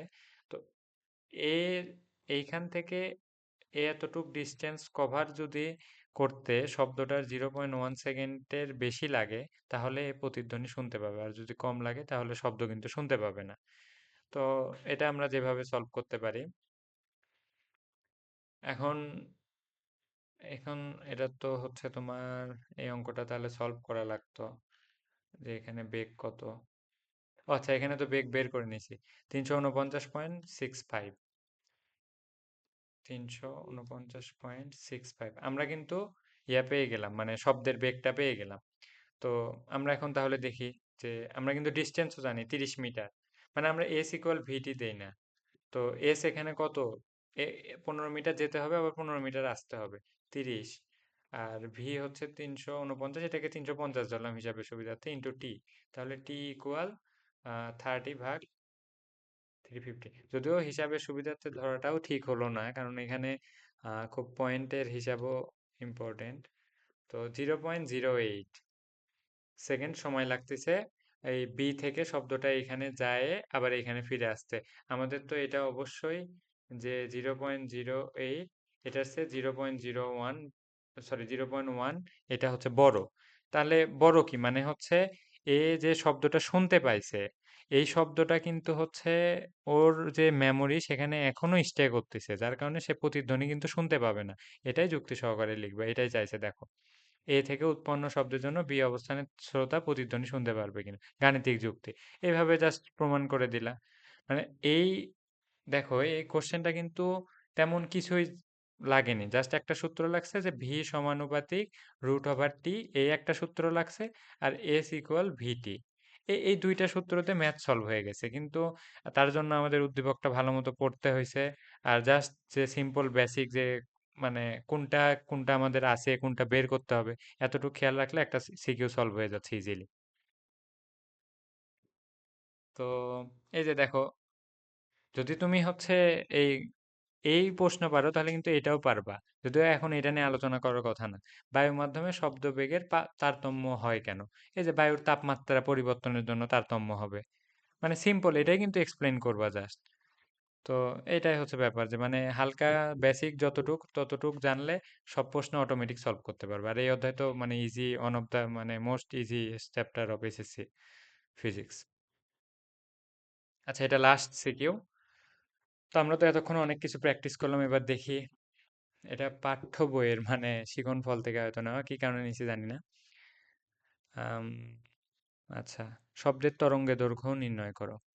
এতক্ষণে যত এমসিকিউ সলভ করছি, মানে আমাদের চাইছে কি তরঙ্গ দৈর্ঘ্য, না আমরা কিছুই না, আমরা সূত্র মনে করবো just. V equal F lambda, এটাই তো তরঙ্গ দৈর্ঘ্য। এখন আমাদের দরকার কি কম্পাঙ্ক, বেগ, শব্দের বেগ। এখন দেখি তো এগুলো আছে কিনা। কম্পাঙ্ক ডিরেক্ট দিয়ে দিছে, শব্দের বেগ নাই, কিন্তু এই যে আবার টেম্পারেচার দেওয়া আছে।